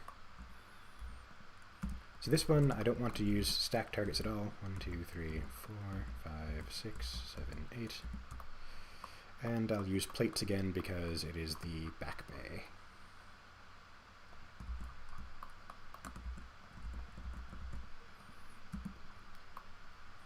So I've used very few walls so far this match, namely 1, so I can probably get like 5 and 6 get away with even. I'm going to put, I'll bring 4 out here to leave myself even more for the long course, because the more I can put on the long course, probably the better the design is going to be.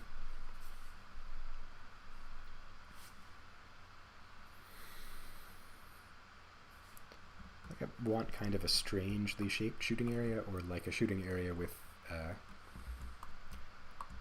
more than one level or layer to it. It's kind of hard to describe what I mean, but I'll give it a try with the telestrator. So let me bring that back up. Let me bring that back up. I'll just use the main bay to talk about what I'm trying to say here. So a lot of my shooting areas end up being kind of linear, I guess.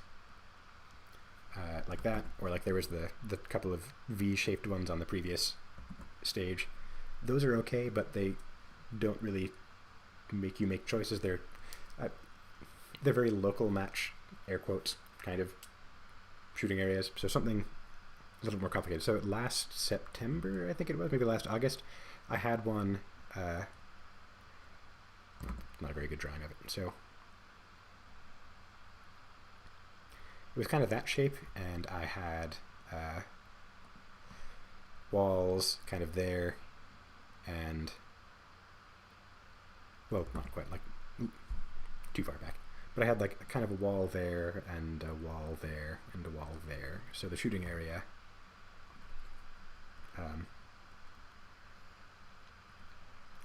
like it used those walls to make this sort of deeper spot, like a spot deeper into the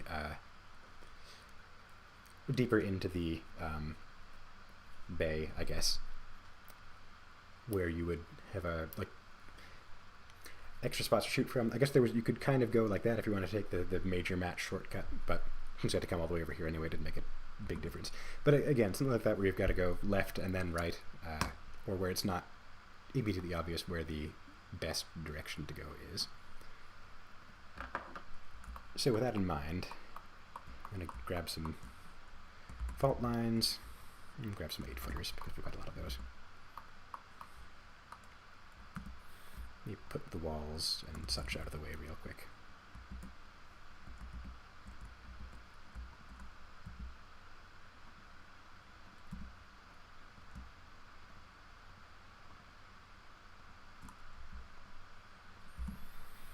I'm going to try and like draw the shooting area first and see what I can come up with.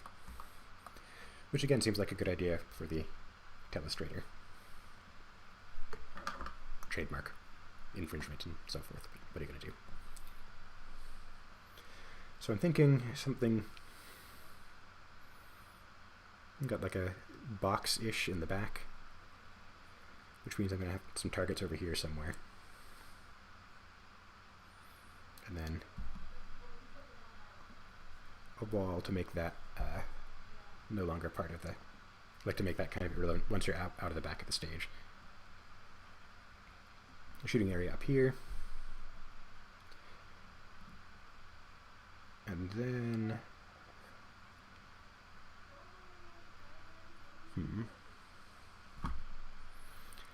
so like that, and then maybe walls here, and then one there. That gives me about 5. And then you've got to come back across the stage over here to get something. Something like that, where you've got like where there's a direction change at least. I don't know if there's a way to take a screenshot of this, but I'm going to just take a screenshot of the screen.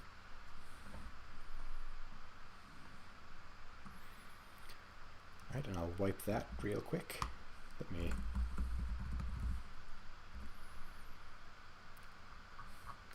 bring up the screenshot on my second monitor so I can see what I was talking about and start drawing that for realsies.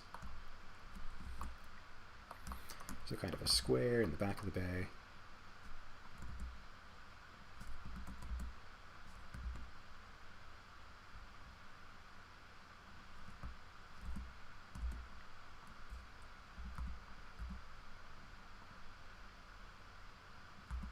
It's going to make that a 4-footer instead.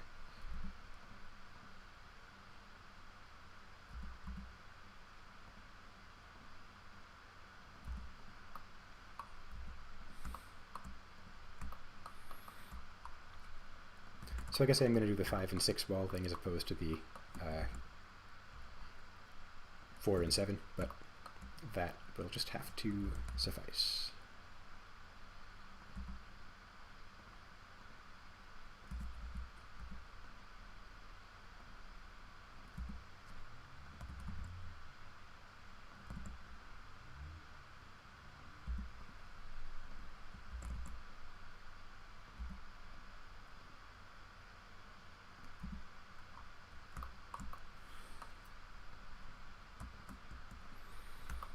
It's going to be a fairly movement-heavy one, but I think that is apropos for one of the longer courses in the match. Especially since I kind of did the, like, wimped out and did the standards course earlier on. Or the speed shoot. Whose whole shtick is no moving.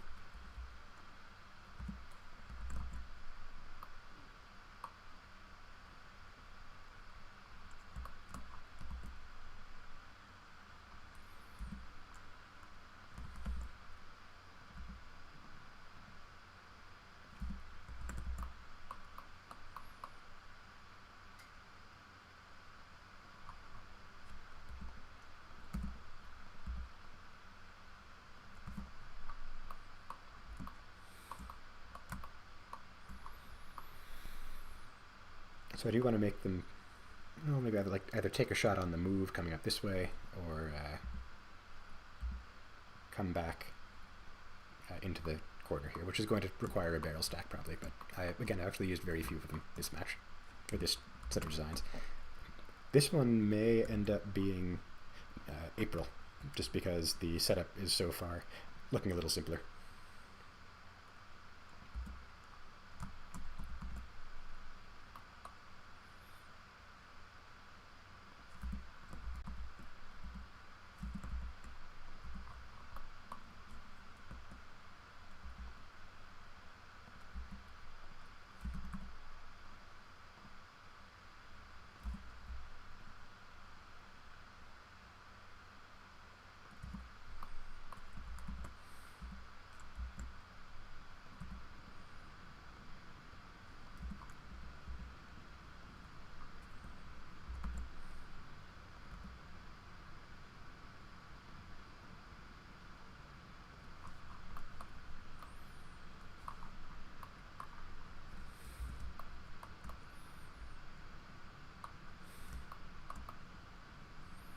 Yeah, I've got a pretty good feeling about being able to make this size of stage I need to make out of this.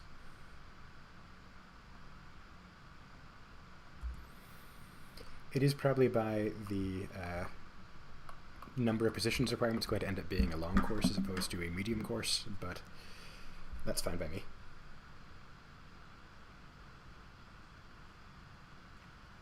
It is over 5 o'clock, which is when I said I was going to cut this short. I'll spend a little bit longer getting the targets kind of roughly placed. I want that one to be available from the back corner. I want one, at least one, to be only up here. Let's use the ones from the stock as opposed to copying and pasting.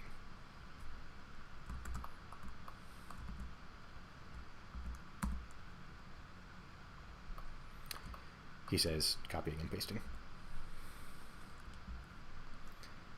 Oh, 2 up here somehow. Figure that out later on. Obviously at least one here, and that's probably going to take a couple of barrel stacks to make it a close-up target. So basically like here and here. You guess you can still take it sort of on the move, but it's tricky, and I think what I'm going to do to make that less tempting is put like an obvious on the move target on the other side of this. This would be probably easier without, like with one more wall, but I don't really want to make this a 6 and make the other one a 5. And again, I think I might have mentioned all the barrel stacks are kind of, all the barrels rather, are back on this back section of this, at the club anyway. I did it one more time, so make this one kind of a clear from over here target.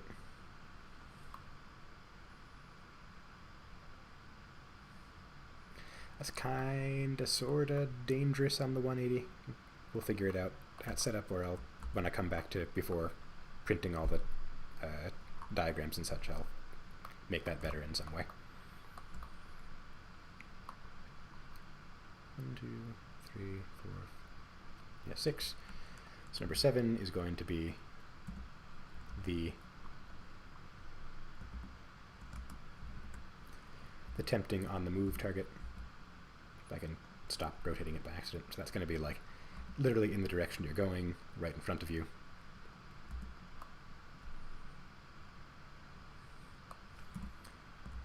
One that makes you stop over here. So that's all my paper targets. I just need to find places to put my steel, which is going to be probably more in the back of the bay just because I've got the, where's my 26-foot line?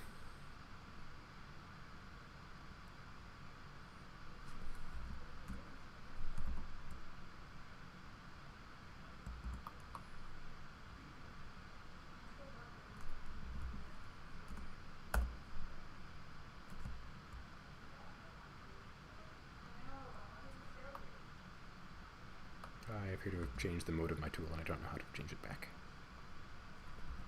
There we go, just restart. So there's my steel should be behind line. As I use one more barrel stack over here to make one you can get only from the very back quarter of the stage, which I might do because I like that idea.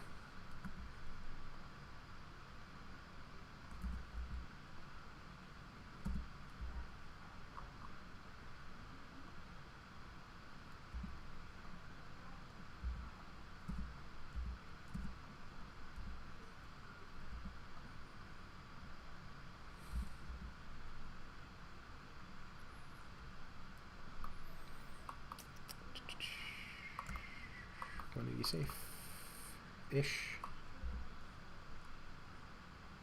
Just kind of move it back a little bit and that'll solve things. Move this a little forward so I can use it to hide a plate. Oops, there's one I don't need anymore. Stick the plate there. Maybe not. That might be tricky to make happen.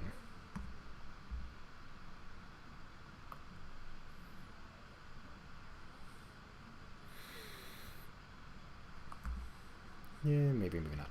I did at one of the matches in 2020. We had a 2020.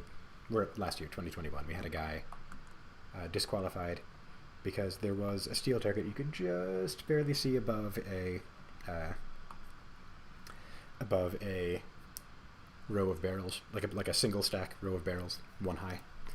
And he was a fairly tall guy. I'm a moderately short guy. I got up over he could see up over the barrels if he got up on his tiptoes and took a steel target from inside the allowable range and got DQ'd because of it, which I felt kind of bad about, and I'm trying to avoid that next year.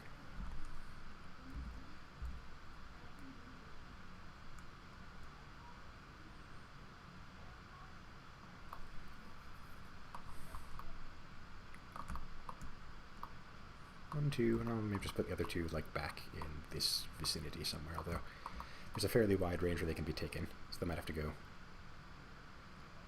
kind of on that line. Yeah, because that wall takes away a lot of where you can put them, so.